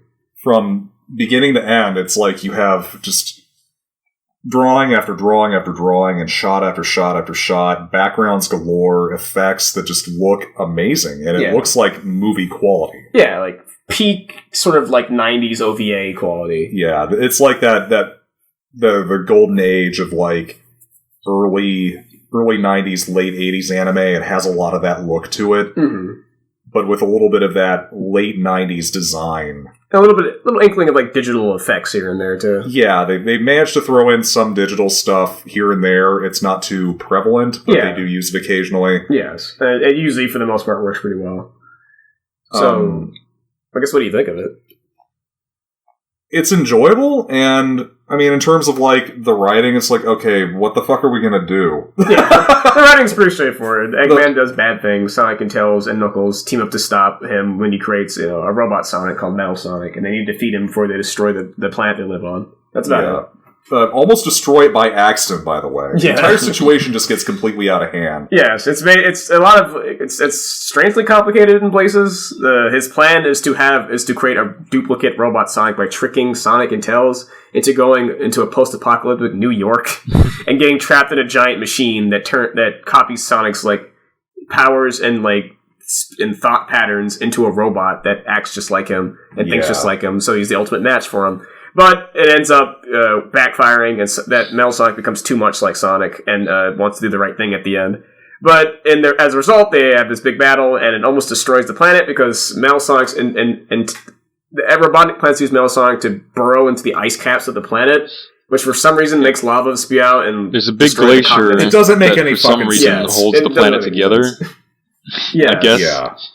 And destroying it would make the planets make the continents on the planet literally fly off the Earth, which doesn't really make any sense, but whatever. It's not. It's a silly video game plot. It's fine. I mean, that's the best way to describe it. It is exactly a video game plot. It makes no goddamn sense. Just watch the fucking show. Yeah, just watch the fun characters and the really cool animation and fight scenes. Another interesting fact about this show is that when they were dubbing it in English, every single person in the voice acting studio had a horrible head cold. Everybody is like, it's like they're plugging their nose when they talk. I will say it's dubbed by ADV, who also famously dubbed the 90s interpretation of Evangelion. So if you like Evangelion's dub, you're probably like this dub if you like hokey, fun dubs. Yeah, it's a lot of fun. It's just everybody's got some kind of horrible fucking hay fever or something. So, Sox, what do you think of the OVA? I love it, dude. It's good. It's cool. It seems like the one maybe sans like Mania Adventures like Sonic animation where they liked the source material and they liked working with the cartoony designs. Yes. And like the Michael Jackson music and just all that stuff. Yeah. It's very Japanese. It's very cartoony. The humans are cartoony and fun. Yeah. They kind of work in like these sort of like human-ish designs while still making them feel like Sonic characters. Like, very 90s anime. Yes, it all is very cohesive, and it feels still kind of its own kind of anime thing, but while still feeling like a Sonic adaptation. Yeah, absolutely. It has so much of its own charm, just not aside from being a Sonic thing, but also in addition, it's like it has its own world. Like Sonic lives in a broken down plane in the middle of an island. Yeah. Just like you said, they go into like a post-apocalyptic New York. There's a bunch of stuff that isn't really touched on, but it's just like cool to look at. Yeah, it's in sort of. There's like these little story things that are kind of implied as you like kind of look at the world and stuff. Like that's actually really neat that they like put so much thought into it. Seemingly, yeah. It's like not even in that case too, but it's just they're going to like different locations, like different zones, like they would in a game. Just they put all those different locations in. It's cool. None of them are directly, seemingly inspired, at least, by, like, game locations, but they definitely have that sort of flavor where it's like we're zipping from zone to zone, and we take little the tunnels to get to where we need to go. Yeah. And Eggman Land looks, like, really beautiful. Yeah. So many, like, anime lights and stuff. Like, lots of really classic gel anime effects for stuff. I was getting a lot of Cyber City Oedo flashbacks from those parts. Yeah. Especially when they go into the building where the Metal Sonic machine is. Yes. Yeah. Yeah, like Metal Sonic is born, and like there's just a bunch of blue sparkles flying around for no reason other than to... Yeah, just because why not? Also really great framing for shots, like really like interesting like angles. Everything's always like has like this really kind of cool sharp angularity to it, while still feeling like, kind of soft and cute at the same time. Yeah. It's got a lot of, like, it's got pretty much just does everything Sonic does right. It's like, here's this cutesy character that still has a lot of, like, edge and tude to it, but not obnoxiously so. Just enough where it's like, yeah, this feels like its own thing. It's probably the best that Tails has looked in any animated anything. Yeah, that's the thing I really appreciate is that they actually took a lot from, like, his original 2D Sonic 2 design, where he has kind of, like, more defined, like, fox muzzle and stuff like that. He feels more distinct. Yeah, he feels more distinct. Yeah, he doesn't have a fucking flicky apple head. Yeah, he tends to have nowadays. Peng, what was your take on the OVA? Fucking hate it, dude. No, this OVA is like one of the most 90s anime things out of all 90s anime, and that shit is like crack to me. I fucking love like you said, the fucking gel effects, all the colors that are used for everything, all of the funny Japanese timing that everything has, and the takes the characters do. I think I would love Sonic if this is all that Sonic was. Yeah. I also touched on how amazing Robotnik is in this, and again, his teeth. Those animators love drawing teeth. His teeth are there all the time. He's got this big fucking Teddy Roosevelt head. Yeah, he's a Muppet. It's very true to his like core design. It's very, very true to his core design, and it's like it's given so much more life than he ever had before. For sure, and it's just magical to watch. And this is one of those few things that I actually would prefer to watch dubbed. Because I love this fucking cheesy 90s voice acting with these people. You can tell they're having a lot of fun. They're having a lot of fun. They sound really goofy, and they're like hamming it up, and it's just like. It's also like it feels genuine, which a lot of dubbing from that time feels, even if it's not the best and it's kind of rough, and they do sound like they have head colds. Yeah, but that's not. They still do a good job getting you into it. Yeah, it's charming and it feels natural. Enjoying being excited, and exactly. And I just appreciate it a whole hell of a lot. I'm glad we got like two sort of weird kind of human characters that aren't funny little animals, but they aren't just like normal people. No, they have their own. They're human-ish, but they still feel like weird creatures that fit Sonic. I appreciate that. I like we just keep Sonic as like an alien thing, just in his own world with its own rules. Yeah. Like I can't think of any moment or scene or sequence or anything that happens in this that I was like, I don't like that. Even the I don't know, maybe it's just my own personal taste, but like the weird like Japanese humor that we get. Yeah. I don't know. Everything just comes together so nicely and neatly, and this is like one of my favorite pieces of media just in general. Like it's just a lot of fun. It's something that I can come back to and be like, what a good use of my hour. It helps that it's pretty short, so you can you can get there pretty quick. But also, I've revisited like a million times. I never get tired of it. It's always just a really fun time to sit there. Even if you've seen it a million times, it still feels like, oh man, what's gonna happen next? That's just like just fun, like anything can go kind of vibe to it. And I don't know. It really feels like what Sonic should be. Like this is like this crazy cartoon character in this goofy world, and they have all these amazing adventures, and they do all these crazy things, like fly whenever they want to. Yeah, so why not? They apparently interpreted the whole Knuckles gliding thing. This is literally him flying. Yeah. He also has a hat. Yeah, which is cool. And I kind of wish they kept it. But I don't know. It's a really fun just universe, and you're right. It feels like very quintessentially 90s. It's like you have this anime ass looking thing, and you have it fucking about Sonic the Hedgehog, the most 90s character ever, and it just works. It feels like it's just natural. Something I really have to personally commend it for is how economic it kind of is. You have like these sort of OVAs tend to usually be like pretty high budget because it's a short thing and they're putting what's basically the budget of what was being anime season into like just one thing. And I actually think that this isn't one because it was meant to be like produced as part of a series. There's meant to be more than this. This is actually produced in like the lower end budget wise, but it still actually works pretty well. Mm-hmm. Like there's a few like cost cutting things here and there. When you actually break down like the action of stuff, there actually really isn't too much going on. Most of the time, characters just zipping around. They get a whole lot out of a few drawings and some very good timing. Exactly. It's really just like some good effects. Yeah, great effects, great timing, like really like nice music and cues like that. Oh god, the music. It's so good. It's really good. Really 90s. Really, really good. It's just it's just drenched in it. The main theme is Bonissimo. On a Sunday, riding my bike. That's what I feel like when I watch this thing. I watch it and I feel like I just have a lot of fun like every single time. I appreciate just kind of the artistry they went into it, these amazing detailed backgrounds, which you think just wouldn't work for like Sonic, but it does. It just feels right. Yeah. It's like damn. It's all about the style in which everything around those backgrounds is rendered. Mm-hmm. The overall visual look and feel of it is very cohesive, so you actually can incorporate all these weird and kind of dark and mysterious elements into this fantasy world that's otherwise, bright and cheerful, and have it function.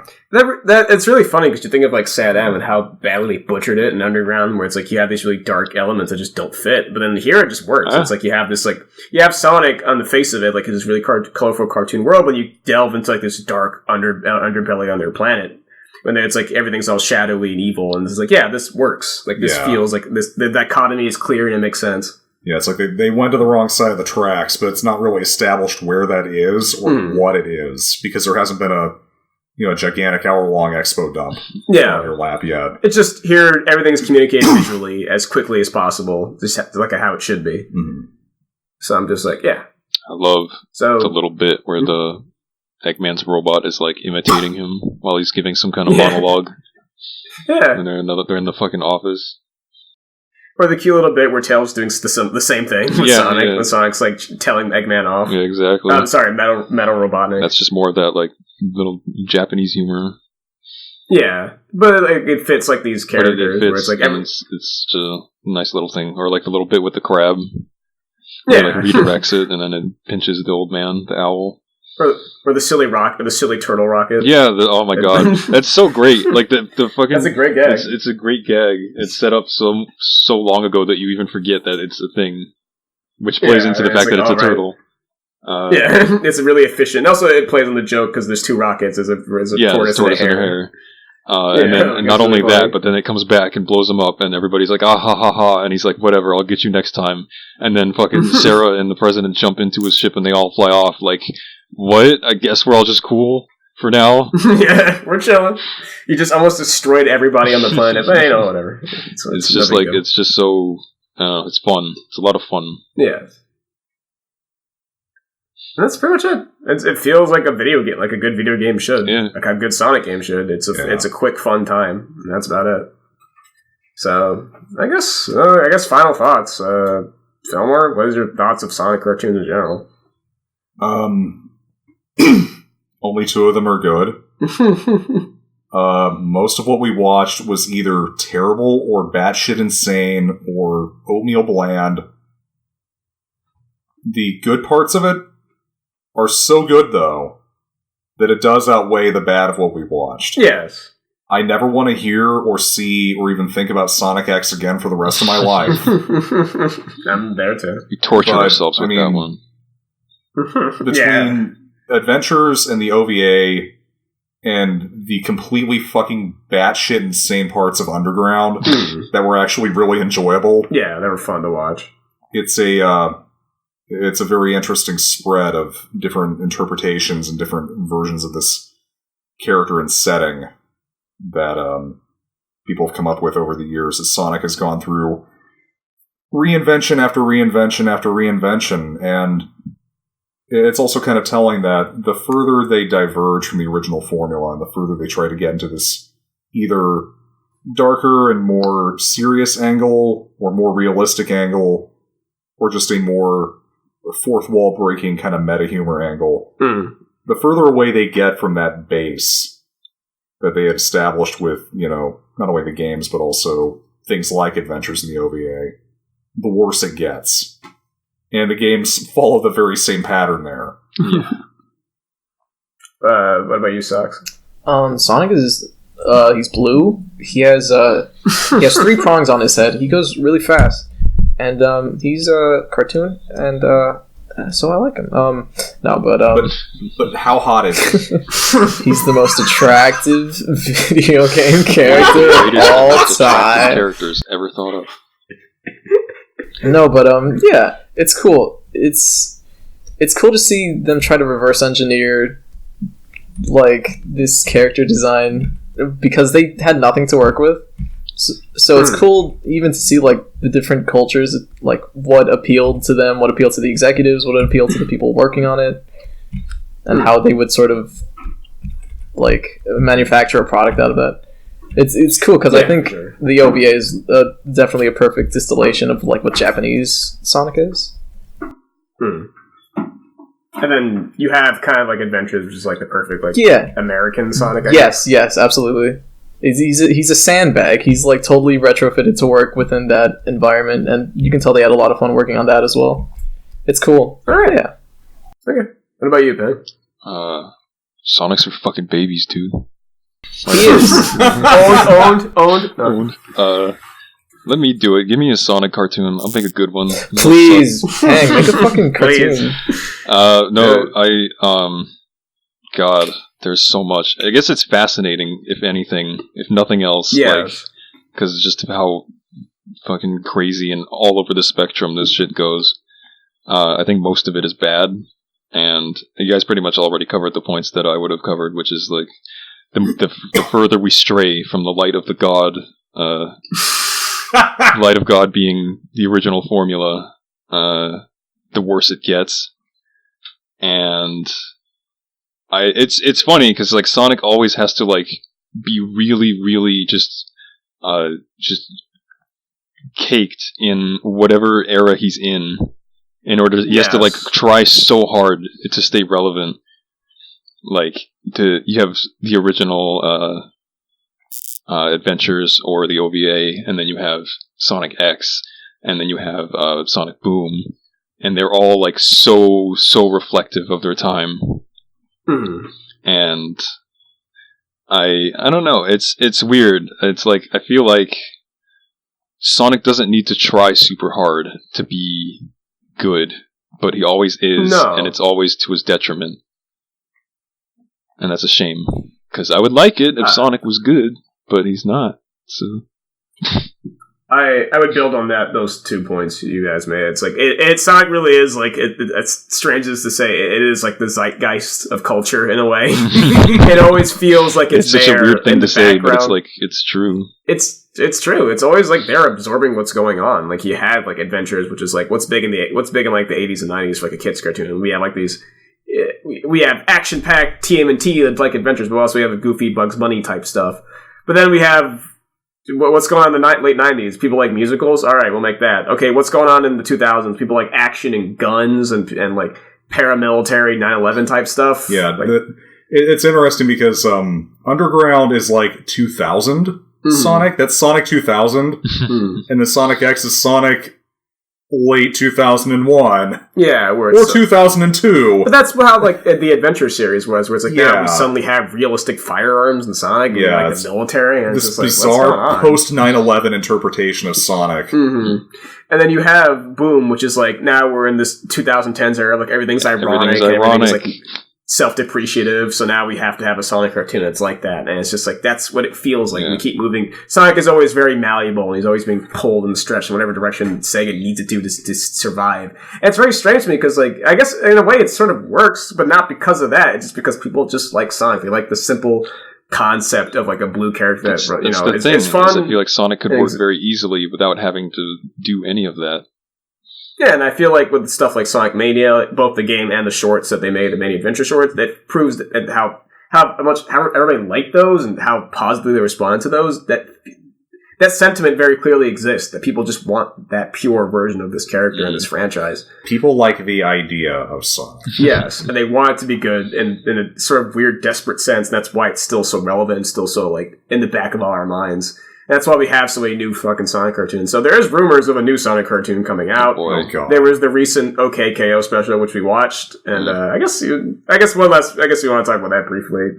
It was fine. It was fine. It was cute. Yeah, it's just it's a bunch of references. You know, I like Sonic. I pointed, and I like that. I like OKKO. But that illustrates my point in a way, where it's like that. Look at a guy who's like, the writers of that show presumably are big. You know, they grew up on Sonic, and it's like they probably. A lot of the references are too, like, just like, here's the way we kind of see Sonic in our head, and it's kind of like, we all kind of have the same idea of it.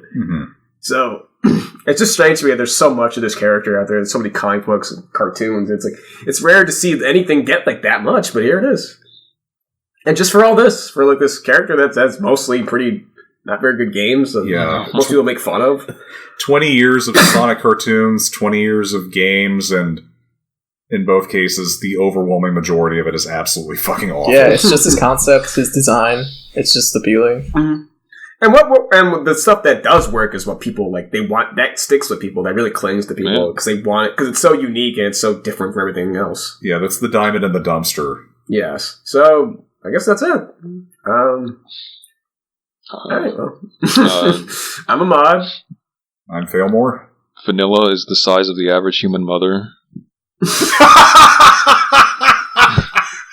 Rouge is as strong as Sean Johnson. Oh, and I'm Pangolin. And don't forget Blaze's 45-degree ponytail. Don't forget that.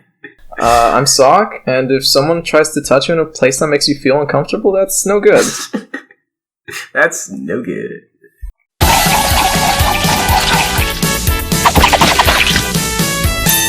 Sonic says, when recording a podcast, always make sure to have a stable internet connection. Give me my smokes!